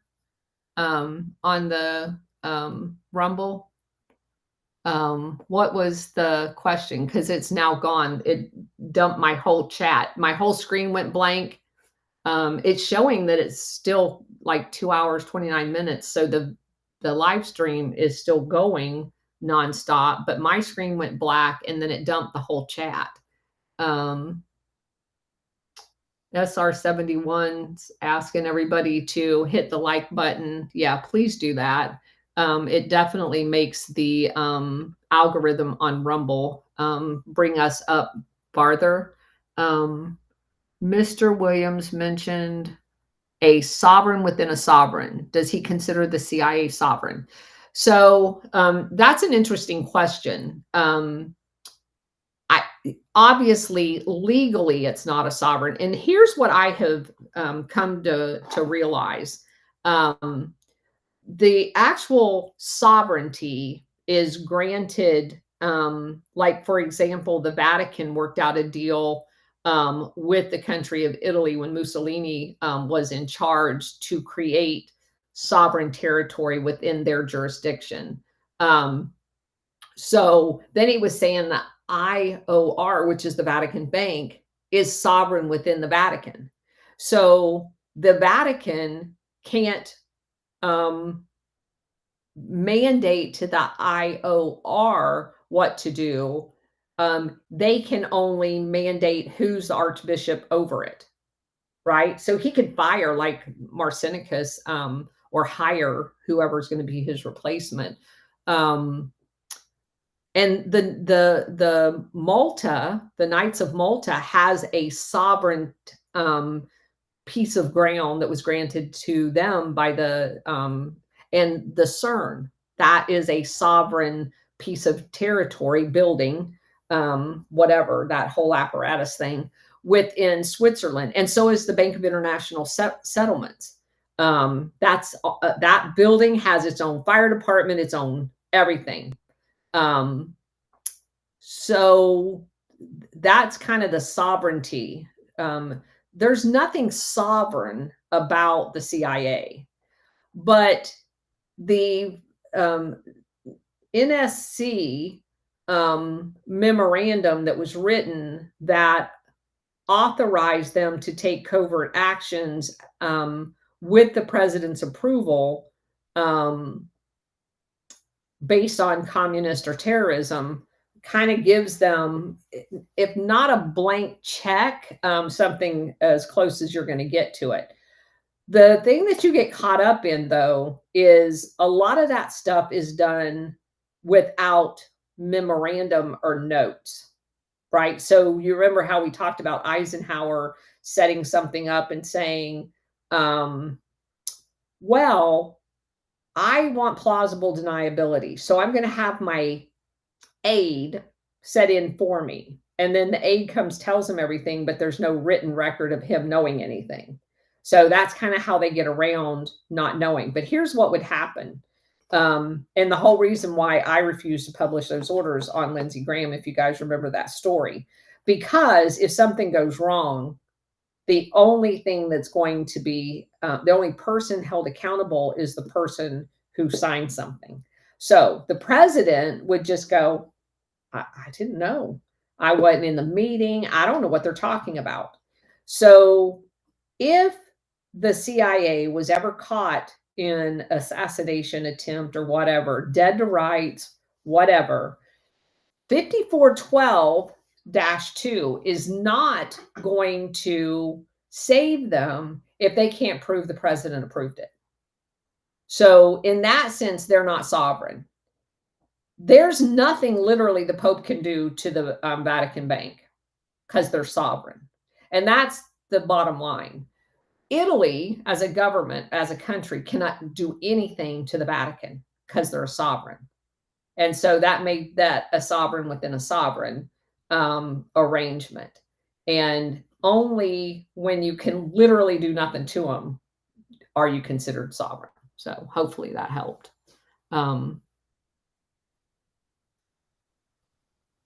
But they have as close to sovereignty as you could get without having it, with that stupid memorandum, which basically allows them to do whatever the hell they want as long as the president signs a finding. But again, I don't think most people even understand what 5412 is. I don't think they know that we assassinate foreign heads of state just because we want to, and then lie about the justification, blah, blah, blah. So I don't think they do any of that. So anyway, having said all of that, thank you guys for being here. Have a nice weekend. And if I do jump on here later, I will post it on True Social and X to do a dissection of this crazy video I'm going to watch from Tucker. You guys have a nice evening.